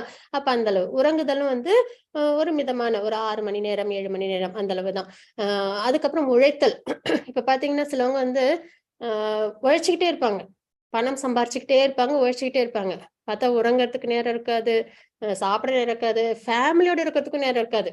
பணம் மட்டும் ஏர்ன் பண்ணுவாங்களே தவிர வாழ்க்கையில எல்லாத்தையுமே தொலைச்சிருப்பாங்க இல்லைங்களா? அந்த மாதிரியும் இருக்கக்கூடாது. உழைத்தல்ன்றதும் ஒரு அளவோட இருக்கணும். கேளிக்கை, அதுவும் வந்து என்னது, நிறைய இப்ப பாத்தீங்கன்னா கேளிக்கையே வாழ்க்கையா தான் இருக்கு இல்லைங்களா? நிறைய வந்து என்டர்டைன்மெண்ட்டுக்கு தான் மக்கள் வந்து விருப்பமே படுறாங்க இல்லைங்களா? அந்த மாதிரி கேளிக்கை, இந்த விஷயங்களும் அதிகமாகவும் இருக்கவே கூடாது அப்படின்னு நம்ம இங்க பாக்குறோம். இந்த பழக்கங்கள் எல்லாம் உண்ணுதல், உறங்குதல், உழைத்தல், கேளிக்கை ஆகிய பழக்கங்களை நெறிப்படுத்தியவன், இதெல்லாம் ஒரு சம அளவுல வச்சிருக்கும் போது யோக பயிற்சியின் மூலமாக எல்லா துன்பங்களையும் பெருமளவில் நீக்கி விட முடியும். இப்ப ஏன் சொசைட்டில துன்பங்கள் அதிகமா இருக்கு அப்படின்னா, உண்ணுதல்லையும் ஒரு ஒழுங்குமுறை கிடையாது, உறங்குதல்லையும் 2 மணி வரைக்கும் முழிச்சிட்டு இருக்கிறது, காலையில 12 மணி வரைக்கும் தூங்குறது இல்லைங்களா? அந்த மாதிரி உழைத்தல், நிறைய உழைச்சுக்கிட்டே இருக்கிறது, கேளிக்கை, வாழ்க்கையே வந்து வெறும் என்டர்டைன்மெண்ட் தான், அதுக்காகவே செலவு பண்றது. இப்ப இந்த மாதிரிலாம் இருக்கும்போது என்ன ஏற்படும்னு பகவான் சொல்லியிருக்காங்க, துன்பங்கள் தான் நிறைய இருக்கும் இல்லைங்களா? யார் ஒருத்தவங்க இதெல்லாம் நெறிப்படுத்துறாங்களோ அவங்கதான் துன்பங்களை எல்லாம் பெருமளவில் நீக்கிவிட முடியும் அப்படின்றதையும் பகவான் வந்து இந்த ஸ்லோகத்தில் நமக்கு குறிப்பிட்டு கொடுக்குறாங்க. சரிங்களா? ஹரே கிருஷ்ணா. ஜானகிராமன் பிரபுஜி வாசிக்கிறீங்களா? 6.18 ஸ்லோகம். ஹரே கிருஷ்ணா மாதாஜி. ஹரே கிருஷ்ணா பிரபுஜி. தாரணா 6:18. யதா விநியதம் சிததம் ஆத்மன் ஏவா வதிஷ்டதே நிஸ்பருக சர்வ காமேபியோ யுக்த யுச்சதோ ததா. ஹரே கிருஷ்ணா மாதா. ஹரே கிருஷ்ணா பிரபுஜி. சோ இது வரைக்கும் வாசிக்க விருப்பப்படுறவங்கன்னு தெரிஞ்சுக்கிட்டதுல நான் வந்து ஒண்ணு வந்து சித்ரா மாதாஜி, அப்புறம் வந்து ரமா மாதாஜி, ஜானகிராமன் பிரபுஜி, நீங்க 3 பேர் அப்படியே ஆர்டர்ல வாசிச்சிடுங்க. பத்மாவதி மாதாஜி, நீங்களும் வாசிக்கிறதுக்கு விருப்பம்னா அவசியம் வந்து வாசிங்க. ஹரே கிருஷ்ணா. யோகியானவன் யோக பயிற்சியின் மூலமாக தனது மனதை செயல்களை ஒழுங்குபடுத்தி எல்லா ஜட ஆசைகளிலிருந்தும் விடுபட்டு உன்னதத்தில் நிலை பெறும் பொழுது யோகத்தில் நன்கு நிலை பெற்றவனாக கூறப்படுகின்றான் அப்படின்னு நம்ம தெரிஞ்சுக்கிறோம். சரிங்களா? இது ரொம்பவே நம்ம எல்லாரும் பார்க்க வேண்டிய ஒரு விஷயம். உண்ணுதல், உறங்குதல், உழைத்தல், கேளிக்கை பெருமளவு துன்பத்தை நம்மளால நீக்கி விட முடியும் இந்த பழக்கங்கள் சரிவர இருக்கும் போதுன்றதை தெரிஞ்சுக்கிட்டோம். பகவத்கீதைன்றது நம்மளோட வாழ்க்கையின் வழிகாட்டி. தெரிஞ்சுக்கிறது மட்டும் இல்லை, நம்ம வாழ்க்கையில அதை நம்ம கொண்டு வரணும். அப்பதான் அதோட முழுமையான அனுபவத்தை நம்மளால எடுத்துக்க முடியும். இந்த ஸ்லோகத்தை 6.18 யோகியானவன் யோக பயிற்சியின் மூலமாக தனது மனதின் செயல்களை ஒழுங்குபடுத்த வேண்டும். தாரணை அப்படின்றது என்னன்னா மனதை கண்ட்ரோல் பண்றது.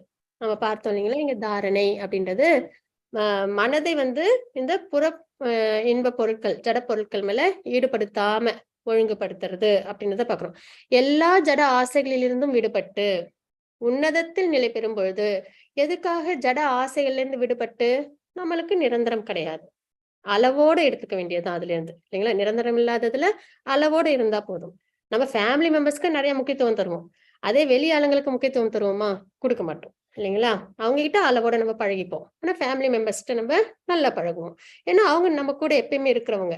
வெளியில உள்ளவங்க நம்ம எப்பயோ பாக்குறோம், அவ்வளவுதான். அதே மாதிரிதான் ஆத்மா, பகவான், எப்பயுமே உள்ளது பக்தி. நிறைய அதற்காக நம்ம வந்துட்டு பிரயத்தனம் பண்ணலாம். இந்த ஜட சம்பந்தப்பட்ட விஷயங்கள்ன்றது நம்ம கூட ஓரளவு காலம் வரைக்கும் தான் இருக்க போகுது. இந்த பிறவியோட முடிஞ்சு போயிடுது இல்லைங்களா? அப்படின்னும் போது அதுல நம்ம என்ன பண்ணக்கூடாது, ரொம்ப அதிகமா நம்மள ஈடுபடுத்திக்க கூடாது. அதனாலதான் எல்லா ஜட ஆசைகளிலிருந்தும் விடுபட்டு உன்னதத்தில் நிலை பெறும்போது யோகத்தில் நன்கு நிலை பெற்றவனாக கூறப்படுகின்றான் அப்படின்னு நம்ம இங்க பாக்குறோம். அப்ப மனதை ஆசைகளிலிருந்து விடுபடுத்திக்கணும் அப்படின்னு நம்ம இங்க தெரிஞ்சுக்கிறோம். இப்போ யாரு வாசிச்சீங்க? ஜானகிராமன் பிரபுஜி வாசிச்சாங்க. மாதாஜி, ரமா மாதாஜி வாசிக்கிறீங்களா? हरे कृष्णा।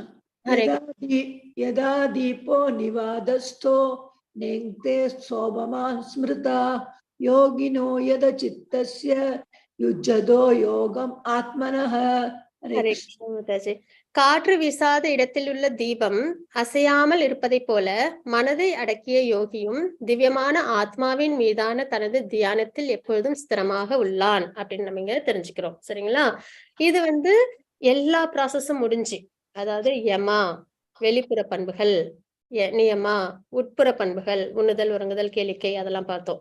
அதுக்கப்புறம் பிராணாயாமம், மூச்சை நிலைப்படுத்துறது. சரிங்களா? அப்புறம் பிரத்யாகாரா, புலன்களை வெளிப்புற விஷயங்களிலிருந்து விலக்கிக்கிறது, மனதை வெளிப்புற விஷயத்திலிருந்து விலக்கிக்கிறது தாரணான்னு பார்த்தோம். இப்ப இதெல்லாம் நல்லபடியா செய்யும் போது எந்த நிலைப்பாட்டுக்கு வருவோம்? தியானம் அப்படின்னு நிலைப்பாட்டுக்கு வருவோம். சரிங்களா? அந்த நிலைப்பாட்டுல இருக்கும்போது எப்படி இருக்கும் அப்படின்னு பார்த்தோம்னா, காற்று வீசாத இடத்தில் உள்ள தீபம் அசையாமல் இருப்பதை போல மனதை அடக்கிய யோகியும் திவ்யமான ஆத்மாவின் மீதான தனது தியானத்தில் எப்பொழுதும் ஸ்திரமாக உள்ளான் அப்படின்னு நம்ம இங்க தெரிஞ்சுக்கிறோம். சரிங்களா? காற்று வீசாத இடத்துல, நம்ம காத்துல அடிக்காத ஒரு இடத்துல தீபம் ஏத்தி வச்சோம்னா அது முத்து மாதிரி எரியும் இல்லைங்களா? எந்த ஒரு டிஸ்டர்பன்ஸ் இல்லாம. அதே மாதிரி நம்மளோட மனம் எப்படி இருக்குமா? ரொம்ப அதாவது அந்த ஆத்ம நிலையில ஒருநிலைப்படுத்தி இருக்கும் அப்படின்னு நம்ம இங்க தெரிஞ்சுக்கிறோம். ஓகேங்களா? நெக்ஸ்ட் சமாதி, அந்த நிலைப்பாட்டுக்கான விளக்கங்கள் இதுல இருக்கு. இதுதான் வந்து உயர்ந்த நிலை, அதாவது முழுமையான நிலைன்றது சமாதி நிலை. அதுல எப்படி இருப்பாங்க அப்படின்னு பார்க்கலாம். சமாதி என்று அழைக்கப்படும் பக்குவ நிலையில் மனம் யோக பயிற்சியின் மூலமாக ஜட செயல்களில் இருந்து முழுமையாக விலக்கப்படுகிறது அப்படின்னு நம்ம இங்க தெரிஞ்சுக்கிறோம். சரிங்களா? அப்ப இந்த கடைசி சமாதி நிலையில வரும்போது ஜட செயல்கள்ல இருந்து முழுமையா விலகி இருப்பாங்க. ஒரு யோகி நம்ம நினைச்சு பார்க்கலாமே, முனிவர்கள்லாம் இருப்பாங்க இல்லைங்களா காட்டுல, எப்படி இருப்பாங்க? எந்த ஒரு விஷயத்திலும் செயல்ல ஜட சம்பந்தப்பட்ட விஷயங்கள் ஈடுபடாம தியான நிலையில இருப்பாங்க இல்லைங்களா? அந்த மாதிரி இருப்பாங்க அப்படின்றதுதான். மனம் யோக பயிற்சியின் மூலமாக ஜட செயல்களிலிருந்து முழுமையாக விலக்கப்படுகிறது அப்படின்னு தெரிஞ்சுக்கணும். தூய மனதால், மனம் எப்படி இருக்கும்? தூய்மையா இருக்கும். எதனால தூய்மையா இருக்கும்? அதுலதான் அந்த ஜட ஆசைகளே இல்லையே. ஜட ஆசைகள் இருந்தாதான் அது தூய்மை இல்லாம இருக்கும். ஜட ஆசைகள் இல்லாதனால தூய மனத்தோட இருக்கும் இல்லைங்களா? அப்ப தூய மனதால் தன்னை கண்டு தனக்குள்ளார உள்ள அந்த ஆத்மா, நித்தியமான ஆத்மா அவங்களால பார்க்க முடியும். தன்னில் இன்பத்தை அனுபவிப்பதற்கு ஒருவனிடம் உள்ள திறனிலிருந்து இப்பக்குவ நிலையை உணரலாம். அப்ப அவங்க எப்படி இருப்பாங்க? ஆத்ம நிலையில அவங்களால இருக்க முடியும். இந்த இன்ப நிலையில் அவன் திவ்யமான புலன்களின் மூலம் எல்லையற்ற திவ்யமான ஆனந்தத்தை அனுபவிக்கின்றான். அப்ப ஆனந்தம் இல்லாம இருக்காதுங்களாம். அந்த நிலையில எப்படி இருக்குமா? ஆத்மஸ்வரூபத்துல இருக்கிறதுனால நல்ல பரமானந்த நிலையில அவங்க இருப்பாங்க. இவ்வாறு நிலை பெற்றவன் உண்மையிலிருந்து என்றும் வழுவுவதில்லை. இதை தாண்டி வேற ஏதாவது சந்தோஷம் இருக்கான்னு கேட்டா இல்ல அப்படின்றத அவங்க சொல்லிடுவாங்க. சரிங்களா? இதை விட உயர்ந்த லாபம் இந்த ஜட சம்பந்தப்பட்ட விஷயங்கள்ல இதை விட உயர்ந்ததா உனக்கு வேற ஏதாவது கொடுக்குறேன் அப்படின்னு சொன்னா கூட அவங்க வந்து அதை ஏத்துக்க மாட்டாங்க. இதை விட உயர்ந்த லாபம் ஆத்ம நிலைப்பாட்டுல இருந்து இன்பத்தை அனுபவிக்கும் போது அதை விட உயர்ந்த லாபம்ன்றது எதுவும் இருக்காது அப்படின்னு நம்ம இங்க தெரிஞ்சுக்கிறோம். இத்தகு நிலையில் அமைந்தவன் மாபெரும் துயரங்களுக்கு மத்தியிலும் ஒருபோதும் அசைக்கப்படுவதில்லை. இந்த நிலைப்பாட்டுல இருக்கும்போது எவ்வளவு கஷ்டங்கள் வந்தாலும் அந்த கஷ்டங்கள் துயரங்கள் அவங்கள பாதிக்காது. ஏன்னா அது இந்த ஜட சம்பந்தப்பட்ட விஷயம், துயரம் தான், கஷ்டம்தான். ஆத்மாவுக்கும் அந்த விஷயத்துக்கும் சம்பந்தம் இல்லை. அப்ப இவங்க ஆத்மாவில நிலைச்சிருக்கிறதுனால எவ்வளவு கஷ்டங்கள் வந்தாலும் அது அவங்களால சரி பண்ணிக்க முடியும். அதுதான் கிருஷ்ண பக்தியில நம்ம பக்தி பண்றோம், பலனை எதிர்பார்க்காம பகவானுக்கு பக்தி பண்றோம் அப்படின் போது இந்த ஜட சம்பந்தப்பட்ட விஷயங்கள் நமக்கு தினமும் எவ்வளவு துன்பங்கள் வந்தாலும் அது நம்மள பாதிக்காது. நம்ம அதை நல்லபடியா ஃபேஸ் பண்ணி ஓவர் கம் பண்ணுவோம். இப்ப அர்ஜுனருக்கும் போர் பண்ணணும், போரே பண்ண வேணாம்னு பகவான் சொல்ல போறது இல்ல. போர் பண்ணணும். ஆனா அந்த போர் அவங்க எப்படி எடுத்துக்கிறாங்க அப்படின்ற ஒரு விஷயம் இருக்கு இல்லையா? ஆத்ம நிலையிலிருந்து பகவானுக்காக செய்யற செயலா செய்யறாங்க, பலன் எதிர்பார்க்காம. அப்ப அவங்களுக்கு அந்த போர்னால வர பாபங்கள் வர்றதில்ல, துன்பங்கள் வர்றதில்ல. அதே மாதிரி நமக்கும் பக்தி, பகவான் அந்த நிலையில நம்ம தெளிவா இருந்து இந்த உலகத்தில் நம்ம வாழ்க்கை வாழ்ந்தோம் அப்படின்னா நம்மளாலையும் வர துயரங்கள் எல்லாத்தையும், இந்த ஜட சம்பந்தப்பட்ட துயரங்கள் நம்ம கர்மத்தின் பலன்களை தான் நம்ம அனுபவிக்கிறோம் அப்படின்ற ஒரு நிலைப்பாட்டுல அதை நல்லபடியா எதிர்கொண்டு நம்ம வாழ்க்கை நம்மளால அமைதியா வாழ முடியும் அப்படின்னு நம்ம இங்க தெரிஞ்சுக்கிறோம். சரிங்களா? அப்ப பக்தின்றது ரொம்பவே உயர்ந்தது அப்படின்னு நம்ம இங்க தெரிஞ்சுக்கிறோம். போக்கஸ்டா இருக்கணும். இப்ப இது எல்லாமே பார்த்துட்டோம் எல்லாத்தையும். ஆனா இதெல்லாம் செயல்படுத்தணும், மனதை ஒருநிலைப்படுத்தணும், புலன்களை ஒருநிலைப்படுத்தணும், ஜட ஆசைகள்ல இருந்து விடுதலை ஆகணும். இதெல்லாம் அவ்வளவு ஒரு நாள்ல மாறிடுமானா கண்டிப்பா முடியாது. சில காலங்கள் எடுக்கும். அதுக்குதான் அசோசியேஷன். சத்சங்ல என்னைக்கும் இணைஞ்சிருக்கணும். பக்தர்களோட நம்ம இணைஞ்சிருக்கும் போது அவங்க நம்மள நெறிப்படுத்துவாங்க. ஏன்னா நிறைய பகவானை பத்தி, பக்தியை பத்தி பேச பேச நம்ம ஸ்கிரிப்சர்ஸ், பகவத்கீதை, பாகவதம்லாம் நம்ம தெரிஞ்சுக்க கேட்க கேட்க நமக்கு அந்த புரிதல் நமக்கு நல்லபடியா வரும். சரிங்களா? அப்படின் போது அந்த போக்கஸ் அது யாரை நம்ம உதாரணமா பாக்குறோம் அப்படின்னு பாத்தீங்கன்னா அர்ஜுனர். அவங்க என்ன பண்றாங்க, துரோணாச்சாரியர் ஒரு குருவி இருக்கு, அதை போக்கஸ் பண்ணி அம்பு விடணும் அப்படின்னு சொல்லுவாங்க இல்லையா? அப்போ எல்லாரும் என்ன சொல்லுவாங்க, வேற வேற காரணங்கள்லாம் சொல்லுவாங்க. இது மரம் தெரியுது, கிளைகள் தெரியுது அப்படின்லாம் சொல்லுவாங்க. இன்னும் யுதிஷ்டிர மகாராஜன் கீழே எறும்பு புத்துலாம் இருக்கு, அந்த குருவி விழுந்துச்சுன்னா அந்த எறும்பு புத்து பாதிக்கப்படும், அப்படி அந்த அளவுக்கு எல்லாம் அவங்க யோசிப்பாங்க. ஆனா யுதிஷ்டிர நிலைப்பாட்டுல அது கரெக்ட். ஏன்னா ஒரு அரசன் எந்த ஒரு முடிவை எடுக்கிறதுக்கு முன்னாடியும் எல்லாத்தையும் யோசிச்சு யாருக்கும் கஷ்டம் இல்லாத மாதிரி ஒரு முடிவை எடுக்கணும். அப்ப யுதிஷ்டிர மகாராஜருக்கு அது சிறந்ததுதான். ஆனா அர்ஜுனர் எப்படி இருந்தாங்க அப்படின்னு பார்த்தோம்னா குருவியோட கண்ணு மட்டும் தெரிஞ்சது. அவ்வளவு போக்கஸ்டா மனநிலை ஒருநிலைப்படுத்த முடிஞ்சது இல்லைங்களா? நம்மளும் ஆத்மாக்கள் தான் இல்லைங்களா? பகவான் மத்த எல்லாருமே ஆத்மாக்கள் தான். அர்ஜுனலால முடிஞ்சது, ரிஷிகளால முடியுது, நம்மளால முடியலன்னா நம்ம என்ன பண்ணிட்டோம், மனதையும் புலன்களையும் இந்த நிரந்தரம் இல்லாத விஷயங்கள்ல நிறைய விட்டுட்டோம். அதனாலதான் நம்மளுக்கு என்ன ஆகுது, அந்த ஆத்ம பலத்தை நம்மளால உணர முடியல. இப்ப பாத்தீங்கன்னா சித்தர்கள்லாம் என்ன பண்ணுவாங்கன்னா தண்ணி மேல எல்லாம் நடப்பாங்க, கிரகம் விட்டு கிரகம் போவாங்க இல்லைங்களா? நாரதர், அப்புறம் நேர்த்தி கூட துர்வாசர் என்ன பண்ணாங்க, சுதர்சனத்துல இருந்து பாதுகாத்துக்கிறதுக்காக பிரம்மலோகம், சிவலோகம், வைகுண்டம் வரைக்கும் அவங்களால போக முடியுது இல்லைங்களா? அப்ப அந்த அந்த சக்தியெல்லாம் எப்படி கிடைக்குதுன்னா மனதையும் புலன்களையும் கண்ட்ரோல் பண்ணி தியான நிலையில இருக்கறனாலதான். அப்ப நம்ம கிட்டயும் அவ்வளவு சக்திகள் உண்டு. ஆனால் நம்ம என்ன பண்றது இல்ல, ஒரு நிலைப்படுத்துறது இல்ல. அதனால நம்மளால அந்த சக்திகளை உணர முடியறது இல்ல. அவ்வளவுதான். தூசுகள் நிறைய படிஞ்சிருக்கு. ஆசைன்ற தூசு படிஞ்சிருக்கிறதுனால, மனமும் புலனும் செதறி இருக்கிறதுனால என்ன ஆகுது, நம்மளோட சக்தியை நம்மளால உணர முடியறது இல்ல. இப்ப அர்ஜுனர் என்ன பண்றாங்க, போக்கஸ்டா பண்ணதுனால அவங்களால என்ன பண்ண முடிஞ்சது, அந்த குருவியோட கண்ணை அவங்களால எய்ம் பண்ண முடிஞ்சது. அதே மாதிரி பாண்டவர்கள் அவங்க அக்ஞான வசம் போனாங்க இல்லைங்களா? அப்ப என்னாச்சு அப்படின்னு பாத்தீங்கன்னா அவங்களுக்கு ஒரு பெரிய கஷ்டம் வந்தது. அந்த இது நடந்ததுங்களா, சூதாட்டம். அப்ப பாத்தீங்கன்னா திரௌபதி அம்மாவுக்கு எந்த பெண்ணுக்கும் இழைக்க கூடாத ஒரு விஷயங்கள்லாம் அவங்களுக்கு நடந்தது. அவ்வளவு கஷ்டங்கள், எவ்வளவோ சிரமங்கள்லாம் தாண்டியும் அவங்களுக்கு அந்த 12 ஆண்டுகள் வனவாசம்னே துவண்டு போகல இல்லைங்களா? திரும்பி வெஞ்சன்ஸ் அவங்க பார்க்கல. என்ன பண்ணாங்க, அவங்க மகாபாரதம் போர் அப்படின்றத அவங்க எடுத்துக்கிறாங்க. அதற்கு தேவையான விஷயங்களை அவங்க என்ன பண்றாங்க, அந்த 12 ஆண்டு காலமும் அவங்க நல்லபடியா சேகரிக்கிறாங்க இல்லைங்களா? அப்போ என்ன கஷ்டங்கள் பிரச்சனைகளாலும் போக்கஸ்டா இருக்கும்போது, பக்தியில நிலைச்சிருக்கும் போது நம்மளால அதை நல்லபடியா ஃபேஸ் பண்ண முடியும். துவண்டு போல, புலம்பல, இப்படி நடக்குது அப்படின்னு கிருஷ்ணரை அவங்க இத்தனை கிருஷ்ணர் அவங்க கூட தான் இருந்தாங்க, நிந்திக்கல இல்லைங்களா? அவங்க என்ன பண்றாங்க, அந்த கஷ்டத்தையும் எப்படியாவது ஓவர் கம் பண்றதுலாம் போக்கஸ்டா இருந்தாங்க. அது மாதிரி போக்கஸ்டா இருக்கிறது. அதே மாதிரி இங்க பாத்தீங்கன்னா திரௌபதியோட சுயம்பரம். அப்பயும் என்னாச்சு, அர்ஜுனர் அந்த மீனோட பிம்பத்தை பார்த்து அதில் மேல அவங்க அன்பு விடணும். அப்போ அங்க கீழே தண்ணீர் இருக்கும், அந்த தண்ணீர்ல அந்த மீனோட பிம்பத்தை பார்ப்பாங்க. அந்த பிம்பத்தை பார்த்து அதை வச்சு அவங்க அந்த அம்பு விடணும். தண்ணின்னும் போது அலைப்பாயும் இல்லைங்களா? அந்த அலைப்பாயிர தண்ணி மேல உள்ள அந்த மீன் பிம்பம் அதை பார்த்து அவங்க அம்பு விடுறாங்க. அப்ப அந்த அளவுக்கு போக்கஸ்ட் அர்ஜுனர் இருக்கிறாங்க அப்படின்னு நம்ம தெரிஞ்சுக்கிறோம் இல்லைங்களா? அப்ப இந்த மாதிரி மனதையும் புலன்களையும் ஒருநிலைப்படுத்தும் போது நம்மளால போக்கஸ்டா பக்தி பண்ண முடியும், நம்மளோட பிரிஸ்கிரைப் டியூட்டியும் நல்லபடியா பண்ண முடியும்ன்றத நம்ம தெரிஞ்சுக்கிறோம். வேற யாரும் ஹேண்ட் ரைஸ் பண்ணிருக்கீங்களா? உமா மாதாஜி வாசிக்கிறீங்களா?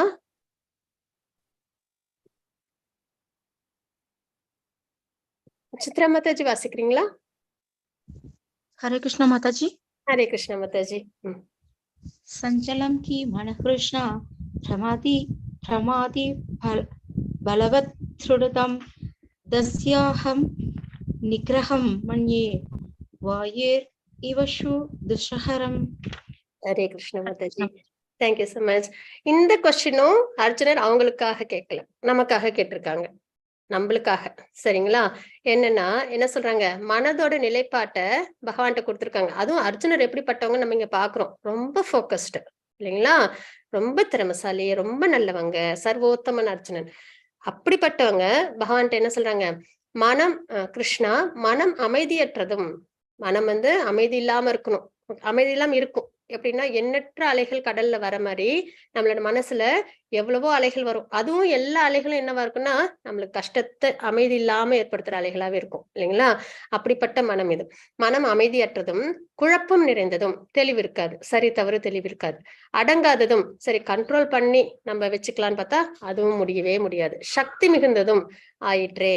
வீசும் காற்றை அடக்குவதை விட மனதை அடக்குவது கடினமாக எனக்கு தோன்றுகிறது அப்படின்றது நம்ம இங்க அர்ஜுனர் ஸ்லோகத்துல பார்க்கிறோம். சரிங்களா? அப்படிப்பட்ட அர்ஜுனர் எல்லாத்தையும் போக்கஸ்டா சரி அர்ஜுனரால என்ன பண்ண முடியுமா, வீசும் காற்றை அடக்க முடியும், ஆனால் மனதை அடக்குறது ரொம்ப கடினம் அப்படின்றத சொல்லியிருக்காங்க. இதற்கு பகவான் என்ன விஷயம் உபதேசம் கொடுத்திருக்காங்கன்னு பார்க்கலாம். அது அர்ஜுனருக்காக கிடையாது, ஏன்னா அவங்க ஃபுல் போக்கஸ்டு இல்லைங்களா. அது நமக்காக கொடுத்த இன்ஸ்ட்ரக்ஷன்ஸ். அதை நம்ம நல்லபடியா எடுத்துக்கணும். 6.35 ஸ்லோகம். வேற யாரும் இருக்கீங்களா? மேடம். அவசியம் மாதாஜி. ஹரே கிருஷ்ணா. மாதாஜி ஹரே கிருஷ்ணா.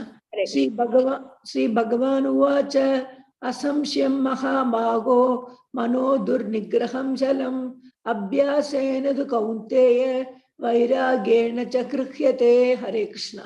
கிருஷ்ண மாதாஜி. பகவான் ஸ்ரீ கிருஷ்ணர் கூறினார், பலம் பொருந்திய புயங்களை உடைய குந்தியின் மகனே, அமைதியற்ற மனதை அடக்குவது சந்தேகமின்றி மிகவும் கடினமே. பகவானும் சொல்லிட்டாங்க, மனதை கண்ட்ரோல் பண்றதுன்றது கடினமான விஷயம் அப்படின்னு சொல்லிட்டாங்க. ஆனா அது எப்படி அடக்கணும் அப்படின்ற மார்க்கத்தை நமக்கு கொடுத்திருக்காங்க. ஆனால் தகுந்த பயிற்சியினாலும் பற்றின்மையாலும் அது சாத்தியமாகும் அப்படின்னு நம்ம தெரிஞ்சுக்கிறோம். அப்ப பயிற்சி, பற்றின்மை. எதுல பற்றின்மை? இந்த ஜட சம்பந்தப்பட்ட விஷயங்கள், புற இன்ப பொருட்கள் சொல்றோம் இல்லையா, அதுல இருந்து விலகி இருக்கிறது. அதே தகுந்த பயிற்சி, பக்தியில தகுந்த பயிற்சி, அந்த பற்றுதலின் மேல தகுந்த பயிற்சி. பிராக்டிஸ் மேக்ஸ் எ மேன் பெர்ஃபெக்ட்னு சொல்லுவோம் இல்லைங்களா. சில குழந்தைங்க நல்லா படிச்சிருவாங்க, சில குழந்தைங்க பயிற்சி பண்ண நல்லபடியா அவங்களால படிக்க முடியும் இல்லைங்களா. அதே மாதிரி இப்ப நம்ம குழந்தைய ஆசைப்படுது, ஜுரம் அடிக்குது, ஐஸ்கிரீம் வேணும்னு கேக்குது, நம்ம கொடுப்போமா? கொடுக்க மாட்டோம் இல்லைங்களா. என்ன உருண்டு பிறண்டாலும் நம்ம கொடுக்க போறது இல்லை. ஏன்னா ஜுரம் அதிகமாயிடும், குழந்தைக்கு சிரமம் அப்படின்றது நம்மளுக்கு தெரியும். அதே மாதிரிதான் நம்ம மனமும். ஆசைகள் நிறைய அது படுது அப்படின்னா அவ்வளவுக்கும் பலனை அனுபவிக்கணும், கஷ்டத்தை அனுபவிக்கணும். அப்ப நம்ம என்ன பண்ணணும், அந்த மனதை ஒரு குழந்தை நம்ம பார்த்தோம் அப்படின்னா நம்ம என்ன பண்ணலாம், அந்த ஆசைகள்ல இருந்து விலக்கிக்கணும். பற்றின்மை. அப்ப விலக்கி வச்சா முடிஞ்சிருமா அப்படின்னா கிடையாது. ஏன்னா அது ரொம்ப ஆக்டிவானது இல்லைங்களா. அதோட நிலைப்பாடுதான் நம்ம இங்க பார்த்துட்டோமே.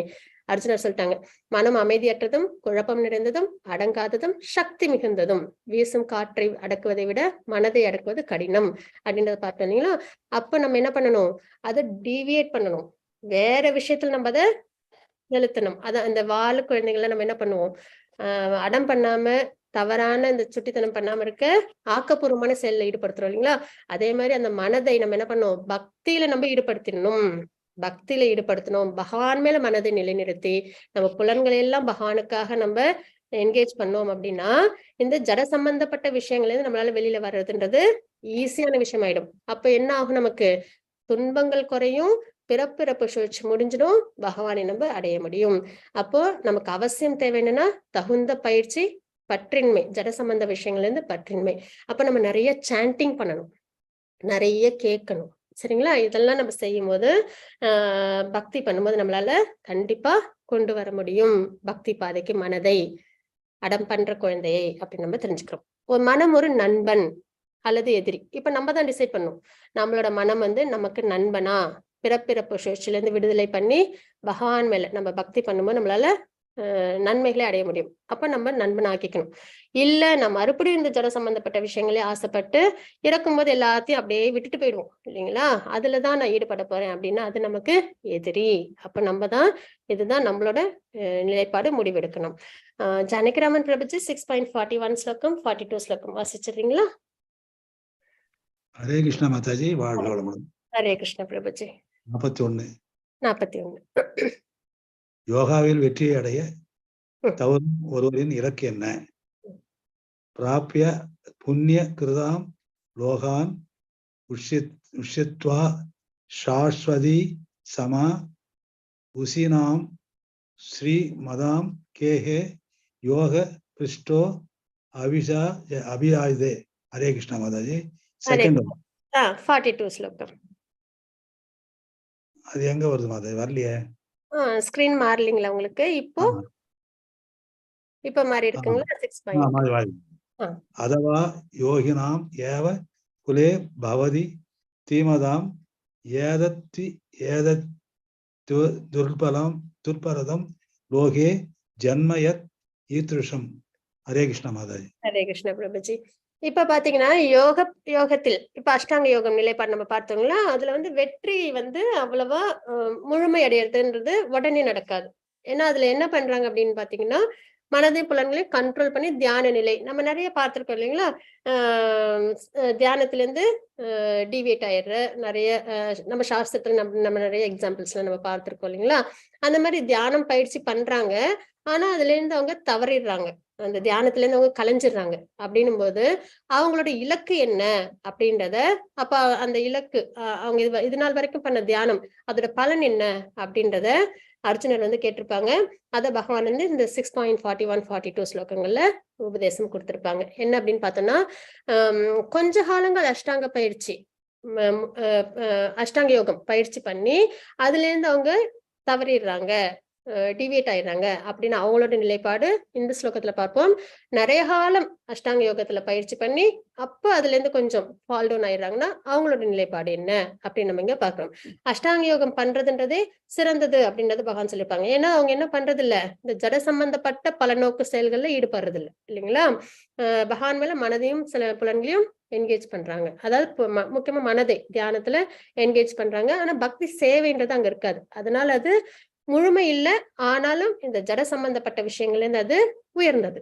அந்த அளவுக்கு நம்ம பார்க்கிறோம். சரிங்களா? இருக்கிறதுலே உயர்ந்தது பக்தி சேவை. நம்ம குழந்தைகளுக்கு நம்ம நிறைய செய்யறோம் இல்லைங்களா? செயல்கள் மூலியமா அவங்களும் திருப்தி பண்றோம் இல்லைங்களா? அது உயர்ந்தது. அதே நம்ம எதுவுமே செய்யாம என் குழந்தை எனக்கு பிடிக்கும் அப்படின்றது அஷ்டாங்க யோகம். சரிங்களா? குழந்தை கண்டுக்காம விட்டுக்கிறதுன்றது கீழே, அதுக்கும் கீழே உள்ள விஷயம். அந்த நிலையில நம்ம பார்த்தோம்னா அஷ்டாங்க யோகம்ன்றது சிறந்ததுதான் அப்படின்னு நம்ம இங்க பார்க்கிறோம். ஆனா அதுல வெற்றி அடையாதவங்க என்ன நிலையில வராங்க அப்படின்னு நம்ம பார்க்கிறோம். சரிங்களா? வெற்றி அடையாத யோகி புண்ணிய ஆத்மாக்களின் லோகங்களில் பற்பல வருடங்கள் அனுபவித்த பின், ஏன்னா அவங்க புலன்களை எல்லாம் கண்ட்ரோல் பண்ணிருக்காங்க, பகவான் மேல லயிச்சிருக்காங்க இல்லைங்களா? அப்போ அந்த அந்த அந்த நல்ல ஒரு விஷயத்துக்காக அவங்க என்ன பண்ணுவாங்கன்னா நிறைய வருடங்கள் புண்ணிய ஆத்மாக்கள் வாழ லோகங்கள், மேல் லோகங்கள்னு சொல்லுவாங்க. இந்த இதெல்லாம் இருக்கு இல்லைங்களா? ஸ்வர்க்கம், மகரலோகம், தபலோகம், ஜனலோகம், இந்த லோகங்கள்லாம் அவங்க நிறைய காலங்கள் அவங்க அங்க இருப்பாங்க, சந்தோஷங்களை அனுபவிப்பாங்க. நல்லோரின் குடும்பத்தில் அந்த அஷ்டாங்க யோக பயிற்சி பண்ண அந்த பலன் தீர்ந்த உடனே திரும்ப அவங்களுக்கு பிறப்பு ஏற்படும். அந்த பிறப்பு எந்த குடும்பத்துல ஏற்படும்னா நல்லவங்களின் குடும்பத்துல பிறப்பாங்க. ஏன்னா மறுபடியும் பக்தி சேவையில் ஈடுபடணும். அதர்மமான குடும்பத்துல ஏற்பட்டா மறுபடியும் அவங்களுக்கு அந்த பக்தி சேவைன்றது அவ்வளவு ஏதுவா அமையாது இல்லைங்களா? அப்போ நல்லோரின் குடும்பத்துல பெரும் செல்வந்தரின் குடும்பத்துல அவங்க பிறப்பாங்க அப்படின்னு நம்ம இங்க தெரிஞ்சுக்கிறோம். நீண்டகால யோக பயிற்சிக்கு பின் வெற்றி அடையாதவர்கள் அறிவில் சிறந்து விளங்கும் ஆன்மீகவாதிகளின் குலத்தில் பிறப்பது உறுதி. அது ரொம்ப காலம் அஷ்டாங்க யோகத்துல இருந்து வீழ்ச்சி அடைகிறவங்க ஆன்மீகவாதிகள் குடும்பத்துல, சரிங்களா? ஆச்சாரியர்கள் அந்த மாதிரிலாம் நம்ம பாக்குறோம் இல்லைங்களா?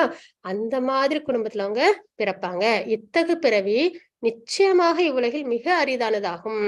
ஆச்சாரியர்கள் வழியில இல்லைன்னா நல்ல உயர்ந்த பக்திகள்ல ஈடுபடுறவங்க அந்த மாதிரி குடும்பத்துல பிறக்கிறதுதான் இருக்கிறதுலயே அரிதான ஒரு விஷயமா இங்க நம்ம பார்க்கிறோம். அந்த மாதிரி பிறவி கிடைக்கும் அப்படின்னு நம்ம இங்க தெரிஞ்சுக்கிறோம். சித்ரா மாதாஜி வாசிக்கிறீங்களா? 6.47 ஸ்லோகம். हरे माताजी. हरे कृष्णा. हरे कृष्णा. हरे कृष्णा. योगिनाम् अभि सर्वेक्षं मत् खदो खदोनाथरा அதேனா आत्मना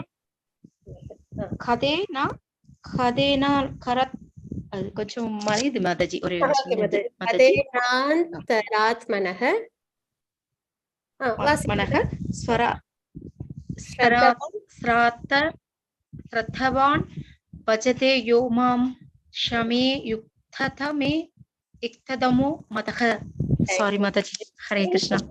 பொறுமையா படிக்க படிக்க உங்களுக்கு இந்த அத்தியாயங்கள் முடியறதுக்குள்ளார உங்களுக்கு நல்லபடியா பிராக்டிஸ் ஆயிடும் மாதாஜி. ஹரே கிருஷ்ணா. ஆனா படிக்கிறது தான் ரொம்ப முக்கியம். நல்லபடியா வாசிக்கிறீங்க. தேங்க்யூ. ஹரே கிருஷ்ணா. 6.47 ஸ்லோகத்துல நம்ம என்ன பகவான் குறிப்பிட்டிருக்காங்கன்னு பார்க்கலாம். மேலும் எல்லா யோகிகளுக்கு மத்தியில் எவனொருவன் பெரும் நம்பிக்கையுடனும் எப்பொழுதும் என்னில் லயித்து. ஆன்மீகத்துல நமக்கு ரொம்ப முக்கியம் நம்பிக்கை. சரிங்களா? பகவான் மேலயும் நம்மளோட சாஸ்திரம்.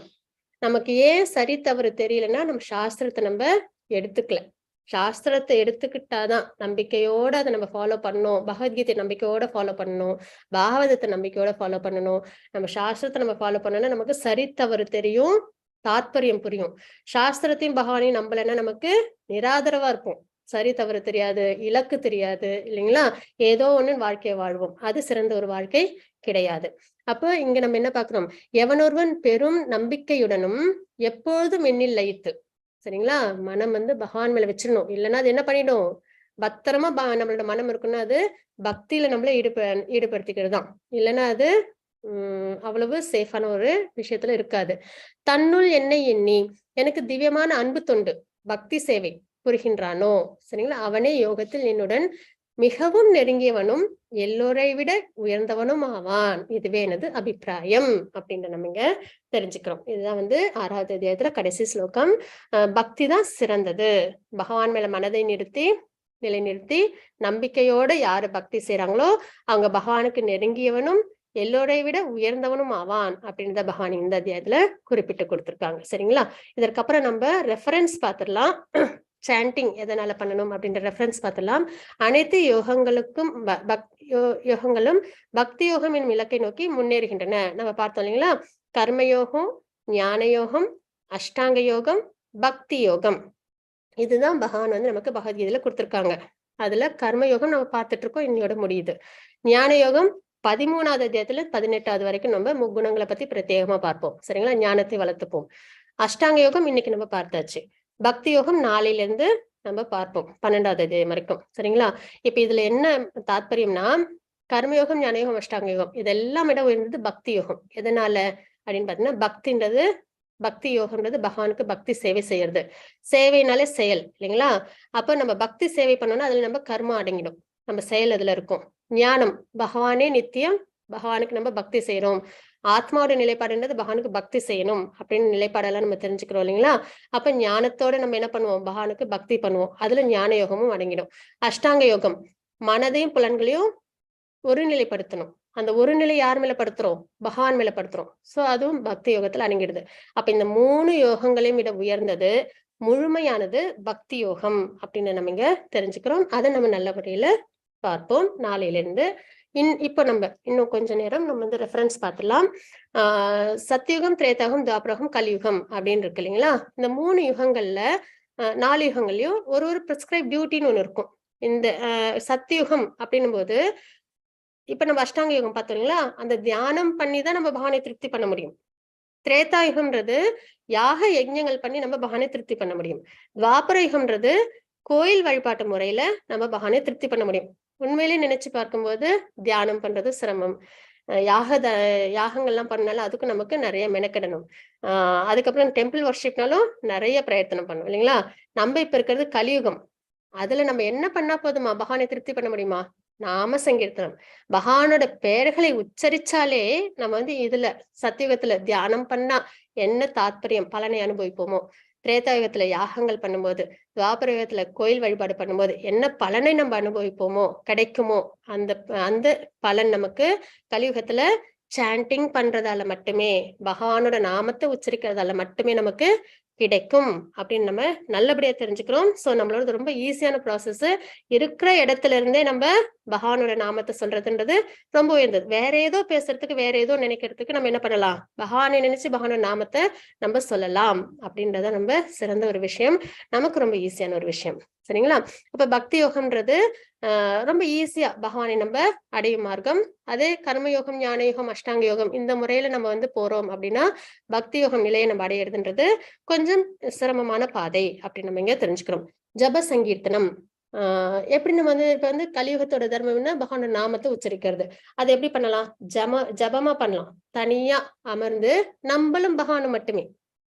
நித்தியமான பகவான் நம்மளை விட்டு பிரியறதே இல்லை, நம்ம கூடவே எப்பயும் இருக்காங்க. அவங்களோட நம்ம டைமை ஸ்பெண்ட் பண்றது ஜபம். அது ரொம்ப இனிமையானது இல்லைங்களா? நமக்கு பிடிச்சவங்களோட நம்ம தனியா இருக்கிறது ரொம்ப விருப்பப்படுவோம் இல்லைங்களா? அந்த மாதிரி நிலைப்பாடு அது ஜபம். இன்னொன்னு சங்கீர்த்தனம், குடும்பத்தோட சேர்ந்து இருந்தாலும் சந்தோஷம் தான் இல்லைங்களா? அது ஒரு வகையான சந்தோஷம். அதுதான் பக்தர்களோட சேர்ந்து நம்ம ஜபம் பண்றது சங்கீர்த்தனம். அதுதான் வந்து அப்ப இந்த 2 வகையில ஒண்ணு ஜபமா பண்ணலாம், இல்லைன்னா சங்கீர்த்தனமா பண்ணலாம். ஹரே கிருஷ்ண கிருஷ்ண கிருஷ்ண ஹரே ஹரே, ஹரே ராம ராம ராம ஹரே ஹரே. வேத குறிப்புகள் அதுல இருந்து நம்ம ரெஃபரன்ஸ் எடுத்துப்போம். இது பாத்தீங்க அப்படின்னா இது பகவத்கீதை ஸ்லோகங்கள் கிடையாது. இது வந்து வேற வேற உபனிஷத்துக்குல இருந்து, பாகவதத்துல இருந்து எடுத்த ஸ்லோகங்கள். இதுல என்ன இருக்கு அப்படின்னு பார்த்தீங்கன்னா, இதி ஷோடசகம் நானாம் கலி கல்மஷ நாசனம் நத்தத் பரதரோ உபாயக சர்வ வேதேஷு திருஷ்யத்தே அப்படின்றது இந்த ஸ்லோகம். இது எங்க இருந்து நம்ம வந்து பார்க்கிறோம் அப்படின்னு பாத்தீங்கன்னா, கலி சந்தான உபனிஷத் அதுல இருந்து எடுக்கப்பட்ட ஸ்லோகம். சரிங்களா? கிருஷ்ண யஜுர் வேதத்தில் இருந்து கலி சந்தான உபனிஷத். உபனிஷத்கள் நிறைய உண்டு உபனிஷத்கள். அதுல முக்கியம் 108, அதுல முக்கியம் வந்து 10. சரிங்களா?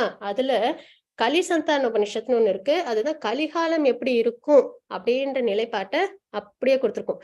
நம்மளோட புராணங்கள்லாம் வந்து கலிகாலம் எப்படி இருக்குன்றத முன்கூட்டியே பகவத்கீதை, இது பாகவதம், அதுல இப்ப இந்த கலிசந்தான உபநிஷத்தெல்லாம் குறிப்பிட்டிருப்பாங்க. அதர்மம் தான் தலை தூக்கி இருக்கும், ஆயுள் காலம் கம்மி, மந்த புத்தி, பக்தியில நாட்டம் இருக்காது, இதெல்லாம் வந்து அதுல தெளிவா கொடுத்திருப்பாங்க. சரிங்களா? அப்ப முன்னாடி நடக்க போறதெல்லாம் நம்ம புராணத்துல முன்னாடியே உண்டு. அதுதான் நம்மளோட ஆதாரம் சொல்றது. அவ்வளவு உயர்ந்தது நம்மளோட வேதங்கள், ஸ்கிரிப்சர்ஸ் எல்லாம்.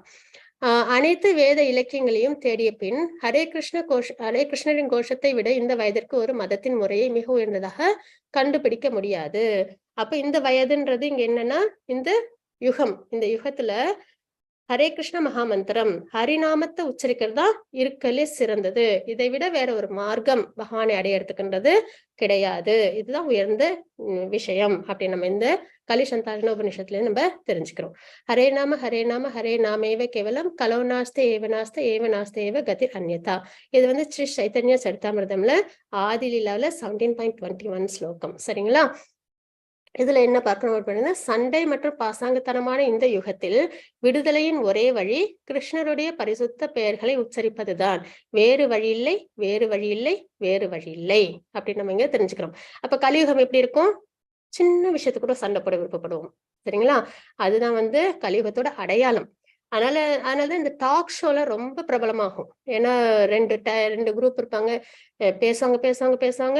அன்னைக்கு ஒரு டாபிக் இருக்கும், அதுக்கு முடிவே இருக்காது. அடுத்த நாள் வேற ஒரு டாபிக் இருப்பாங்க, பேசுவாங்க, மறுபடியும் அதுக்கு ஒரு முடிவு இருக்காது, மறுபடியும் அடுத்த நாள் எப்படி போயிட்டே இருக்கும். ஆனா அது எல்லாரும் உட்காந்து வேடிக்கை பார்த்துட்டே இருப்போம் இல்லைங்களா? அப்போ ஒண்ணு நம்ம சண்டை போட விருப்பப்படுவோம், இல்லைன்னா சண்டை போடுறவங்களை பார்க்க விருப்பப்படுவோம். அப்ப சண்டை அப்படின்றது ரொம்ப பிடிக்குங்க. அப்புறம் பாசாங்கத்தனம் அது வந்து ரொம்ப அதிகமா இருக்குங்க. அதனால இதெல்லாம் அதர்மம்லாம் நிறைய இருக்கே அப்படின்னு நம்ம மன வருத்தப்படுறது அவ்வளவு உயர்ந்த ஒரு விஷயம் கிடையாது. ஏன்னா அதுதான் கலியுகத்தோட அடையாளமே. அப்ப நம்ம என்ன செய்யலாம்? பக்தி பண்ணலாம், நம்மளை சுத்தி உள்ளவங்களையும் பக்தி பண்ண வைக்கலாம். ஆனா கலியுகத்துல தர்மத்தை கொண்டு வந்து நம்ம வந்து வைக்க முடியாது. அதர்மம் பண்ணவங்கள அது பகவானால மட்டும்தான் முடியும். சரிங்களா? ஆனா நம்ம ஒரு விஷயம் செய்யலாம். பிரபுபாதா சொன்ன மாதிரி எல்லாரையும் பக்தி மார்க்கத்துக்கு கூப்பிடலாம். அதே மாதிரி நம்ம கிருஷ்ண பக்தியில நம்மளும் ஈடுபடலாம். இது வந்து ஒரு சிறந்த ஒரு உபாயம். சரிங்களா? அப்ப சண்டை மற்றும் பாசாங்கத்தனமான இந்த யுகத்தில் விடுதலையின் ஒரே வழி கிருஷ்ணருடைய பரிசுத்த பெயர்களை உச்சரிப்பதுதான், பகவானோட நாமத்தை உச்சரிக்கிறது தான். வேறு வழி இல்லை, வேறு வழி இல்லை, வேறு வழி இல்லை அப்படின்னு நம்ம இந்த ஸ்லோகத்துல நம்ம தெரிஞ்சுக்கணும். இது பிருஹத் நாரதேய புராணத்திலயும் உண்டு, ஸ்ரீ சைத்தன்ய சரிதாமிர்தத்திலயும் உண்டு. அப்ப இப்ப நம்ம 2 விஷயம் பார்த்திருக்கோம். கலிசந்தான உபனிஷத், அப்புறம் சைத்தன்ய சரிதாமிர்தத்துல என்ன பார்த்திருக்கோம்? ஹரே கிருஷ்ணா மகாமந்திரம், ஹரிநாமத்தை உச்சரிக்கிறது தான் சிறந்தது அப்படின்ற ரெஃபரன்ஸ் நம்ம பார்த்திருக்கோம். So sanding must. அப்புறம் பாகவதத்துல இருந்து பார்க்கிறோம். கலே தோஷ நிதே ராஜன் அஸ்தி ஹேகோ மகான் குணக கீர்த்தனாத் ஏவ கிருஷ்ணஸ்ய முக்த சங்க பரம் ரஜேத் அப்படின்ற ஸ்லோகம். என் அன்பான ராஜா, கலியுகத்தில் குறைபாடுகள் நிறைந்திருந்தாலும் இந்த வயதை பற்றி இன்னும் ஒரு நல்ல குணம் இருக்கின்றது. வெறுமனே ஹரே கிருஷ்ணா மகாமந்திரத்தை உச்சரிப்பதன் மூலம் ஒருவர் பொருள் அடிமைத்தனத்திலிருந்து விடுபட்டு ஆழ்நிலை ராஜ்யத்திற்கு உயர்த்தப்படலாம் அப்படின்னு நம்ம இங்க தெரிஞ்சுக்கிறோம். சரிங்களா? இது வந்து பாகவதம்ன்றது ரொம்ப வந்து என்ன சொல்றது, பகவத்கீதை நம்மளுக்கு ரூல் புக்கு, சரி தவறு என்னன்னு தெரிஞ்சு நம்ம வாழ்க்கையை வாழ மார்க்கம், மேனுவல். நம்ம அதை வந்து இம்ப்ளிமெண்ட் பண்ணணும்னா நம்மளுக்கு ஒருத்தவங்களை ஃபாலோ பண்ணணும் இல்லைங்களா, ஒரு ஐடியா கிடைக்கணும் இல்லைங்களா. அப்ப நம்ம பாகவதம் அதை நம்ம தெரிஞ்சுக்கும் போது அதுல நிறைய டிவோட்டிஸ், நிறைய விஷயங்கள், பக்தி, பகவான் பத்தின விஷயங்கள் நம்மளுக்கு தெரிய வரும். எப்படி இந்த உலகத்தெல்லாம் கிரியேட் பண்ணுங்க. அப்ப நம்மளால ஈஸியா இந்த பகவத்கீதையை இம்ப்ளிமெண்ட் பண்ண முடியும். அப்ப பாகவதம் நம்ம நல்லபடியா தெரிஞ்சுக்கணும். அதுல என்னன்னா, சுகதேவ கோஸ்வாமி பரிஷத் மகாராஜருக்கு உபதேசம் பண்ணிருப்பாங்க. அவங்க சொல்லுவாங்க, என் அன்பான ராஜா, கலியுகத்தில் குறைபாடுகள் நிறைந்திருந்தாலும், கலியுகம்னாலே குறைபாடுகளோட இருக்கிறது தான், அது அப்படியே நம்ம அக்செப்ட் பண்ணிக்கிறது தான் சிறந்த ஒரு விஷயம். இந்த வயதை, யுகத்தை பற்றி இன்னொரு நல்ல குணம் இருக்கிறது. இவ்வளவு குறைகள் இருந்தாலும், அதர்மம் இருந்தாலும், இதுல ஒரு நல்ல விஷயம் என்னன்னா, வெறும் பகவானோட நாமத்தை உச்சரிக்கிறதாலேயே நம்மளால பகவானோட லோகத்தை அடைய முடியும். அவ்வளவு உயர்ந்த சக்தி பகவானோட நாமத்துக்கு உண்டு அப்படின்னு நம்ம இங்க தெரிஞ்சுக்கிறோம். Sanding must. அப்புறம் பகவத்கீதை 10.25 ஸ்லோகம், யஜ்ஞாம் ஜப யஜ்ஞானாம் ஜப யஜ்ஞோஸ்மி அப்படின்னு ஸ்லோகம். கிருஷ்ணனாகிய நான் யாகங்களில் என் பெயர்களை உச்சரிக்கும் ஜப யஜ்ஞம் ஆவேன் அப்படின்னு நம்ம இங்க பார்க்கிறோம். சரிங்களா? பகவான் நாமத்தை உச்சரிக்கின்றது பகவத்கீதையில நம்ம தெரிஞ்சுக்கிறோம். அதுக்கப்புறம் ஸ்ரீ சைத்தன்ய சரிதாமிர்தம் அந்திலீலா 20.16 ஸ்லோகம், நாம்னாம் ஆஹாரி பகுதா நிஜ சர்வ சக்திஸ் தத்ராத் பிதா நியமிதா ஸ்மரணே ந காலாஹ ஏதத் திருஷி தவ கிருபா பகவான் மமாபி துர்தெய்வம் ஈதி ருச்சம் இஹா ஜனி நானு தாஹ. சரிங்களா? இந்த ஸ்லோகம் இது வந்து என்ன, சைத்தன்ய மகாபிரபு வந்து 8 ஸ்லோகங்கள் கொடுத்திருப்பாங்க. சிக்ஷாஷ்டகம் அப்படின்றது அதுல வந்து ஒரு ஸ்லோகம் இது. சரிங்களா? என் ஆண்டவரே, கடவுளின் உயர்ந்த ஆளுமை, உங்கள் புனித பேரில் வாழும் நிறுவனத்திற்கு அனைத்தும் எல்லா அதிர்ஷ்டங்களும் உள்ளன. அதாவது இதுல நம்ம என்ன பார்க்கிறோம் அப்படின்னு பாத்தீங்கன்னா, பகவானோட நாமம் இருக்கு இல்லைங்களா, கிருஷ்ணா, கோவிந்தா அப்படின்ற பெயர். அந்த பெயரை நம்ம வந்து உச்சரிக்கிறது ரொம்ப ஈஸி. இப்ப நம்ம ஸ்லோகங்கள் வாசிக்கணும், வேற ஏதாவது ஒரு விஷயங்கள் செய்யணும், நம்மளுக்கு அதுல கொஞ்சம் மெனக்கிட வேணும். ஆனா பகவானோட நாமம்ன்றது ரொம்ப ஈஸி, சொல்றதும் ஈஸி, ஞாபகம் வச்சுக்கிறதும் ஈஸி இல்லைங்களா. அப்ப நம்ம அதை நல்லபடியா உச்சரிக்கணும். கிருஷ்ணா மற்றும் கோவிந்தா போன்ற பல பெயர்கள் உள்ளன. உங்கள் பெயர்களை நீங்களே அந்த பெயரில் முதலீடு செய்துள்ளீர்கள். அதாவது என்னன்னா, ஒரு பாஸ்ட் டைம்ஸ் ஒன்று உண்டு. ராமர் என்ன பண்ணாங்கன்னா, அந்த பாலம் வந்து கட்டினாங்க இல்லைங்களா, ராம அவதாரம். அப்ப வந்து என்ன ஆகும் அப்படின்னு பாத்தீங்கன்னா, இந்த குரங்குகள் எல்லாம் ராமரோட பேரை எழுதி கல்லுல அது வந்து தண்ணிக்குள்ளார போடுவாங்க. அந்த தண்ணிக்குள்ளார அந்த கல்லு போகாது, அது வந்து அப்படியே மிதந்துகிட்டே இருக்கும். உடனே ராமர் இதை பார்ப்பாங்க. பார்த்துட்டு, என்ன கல்லெல்லாம் தண்ணிக்குள்ளார முழுகணுமே, எதுவுமே முழுகவே இல்லையே அப்படின்னும் போது, உங்களோட பேர் எழுதி போட்டிருக்கோம், அந்த பேருக்குள்ள சக்தி தான் அது வந்து மிதந்துட்டு இருக்கு அப்படின்னு சொல்லுவாங்க. அப்படியே நானும் ஒரு கல்லு போடுறேன் அப்படின்னு சொல்லிட்டு ராமர் ஒரு கல்லு போடுவாங்க. ராமர் போட்ட கல்லு தொப்புன்னு உள்ளார போயிடும். சரிங்களா? அப்போ உடனே வந்துட்டு ராமருக்கு வந்து, என்ன நான் போட்ட கல்லு உள்ளார போயிடுச்சே அப்படின்னு வந்து சொல்லுவாங்க. அப்ப அனுமான் சொல்லுவாங்க, உங்க பேரை விட உங்களோட இதை விட உங்க பெயருக்கு வந்து அவ்வளவு சக்திகள் அதிகம் அப்படின்னு சொல்லுவாங்க. ஏன்னா பக்தர்கள் எழுதி போடுறாங்க இல்லைங்களா. இது வந்து அப்போ பகவானுக்கு சக்தி கம்மி, பெயருக்கு சக்தி அதிகம் அப்படி கிடையாது. இது எப்பயுமே பகவானோட லீலைகளுக்கு ஒரு அர்த்தம் இருக்கும் இல்லைங்களா. அப்போ பகவான் வந்து தன்னோட பெயருக்கு இவ்வளவு சக்தி இருக்கு அப்படின்றத வெளிப்படுத்தும் விதமா இந்த பாஸ்ட் டைம்ஸ் வந்து நடந்தது. பகவான் வேறு, பகவானோட நாமம் வேறு. பகவானுக்கு மட்டும்தான் சக்தி, பகவானோட பெயருக்கு சக்தி இல்லை அப்படின்றது கிடையாது. பகவானுக்கும் எவ்வளவு சக்தி இருக்கோ அதே அளவுக்கு அவங்களோட பெயருக்கும் சக்தி. அதனாலதான் நம்ம பகவானோட நாமத்தை உச்சரிக்கணும். அதுவும் நாமத்தை உச்சரிக்கிறதுக்கு நம்மளுக்கு ரூல்ஸ் அண்ட் ரெகுலேஷன்ஸ் கிடையாது. அதை நம்ம தனியா மெனக்கெட்டு ஞாபகம் வச்சுக்கணும் அப்படின்ற பிரயத்தனம்லாம் கிடையாது இல்லைங்களா. ஈஸியா நம்மளால சொல்லக்கூடிய விஷயம் இது. அப்ப அதைதான் நம்ம இந்த ஸ்லோகத்துல பாக்குறோம். அவற்றை நினைவில் கொள்வதற்கு கடினமாக மற்றும் வேகமான விதிகள் எதுவும் இல்லை. பகவானோட நாமத்தை நம்ம நினைவுல வச்சுக்கிறதுக்கு நம்ம ஒன்றும் பெருசா பிரயத்தனம்லாம் பண்ண வேண்டாம். அப்ப இப்படிப்பட்ட பகவானோட நாமத்தை நம்ம என்ன பண்ணணும், தினம் உச்சரிக்கணும். வேற ஏதோ பேசுறதுக்கு, வேற ஏதோ நினைக்கிறதுக்கு பகவானே மனசுல நினைச்சு பகவானோட நாமத்தை நம்ம உச்சரிக்கணும். அதுதான் சாண்டிங். சரிங்களா? தினம் நம்ம அவசியம் பண்ணணும். அப்படி பண்ணும்போது நமக்கு முக்தி கிடைக்கும். இந்த கலிகாலத்துல இந்த ஜட உலகத்துல நமக்கு கஷ்டங்கள் பெருமளவு குறையும் அப்படின்னு நம்ம பார்க்கிறோம். இதுதான் நம்ம இன்னைக்கு அஷ்டாங்க யோகத்துல பார்த்தோம். அஷ்டாங்க யோகம் அந்த சாப்டர் தனியா நம்ம பார்த்தோம். நாம சங்கீர்த்தனம் சிறந்ததுன்றத நம்ம எல்லா வேதங்கள்ல உள்ள குறிப்புகளையும் நம்ம பார்த்தோம். அஷ்டாங்க யோகாவில் முன்னேறுதல் பார்த்தோம். அஷ்டாங்க யோகாசனத்தின் நிலைகள் பார்த்தோம். ஏன் மனதை கட்டுப்படுத்துங்கள்ன்றதை பார்த்தோம். தோல்வியுற்ற யோகியின் இலக்கு பார்த்தோம். பக்தி யோகம் மிக உயர்ந்ததுன்றதை நம்ம பார்த்தோம். முக்கியமா இதுல ஒரு ஸ்லோகம் எனக்கு ரொம்பவே ஒரு விருப்பம் என்னன்னா, அர்ஜுனர் சொல்லியிருப்பாங்க மனதை கட்டுப்படுத்துறது கஷ்டம்னு. அதற்கு பகவான் மார்க்கம் கொடுத்திருப்பாங்க இல்லைங்களா? அதை நம்ம நல்லபடியா நம்ம வாழ்க்கையில இம்ப்ளிமெண்ட் பண்ணணும். வாஞ்சா கல்பதருபஸ்ய கிருபா சிந்து பயவச்ச பதிதானாம் பாவனே வைஷ்ணவ நமः. அனந்த கோடி வைஷ்ணவத்துக்கு ஜெய். ஸ்ரீல பிரபாத்க்கு ஜெய். ஹரே கிருஷ்ணா.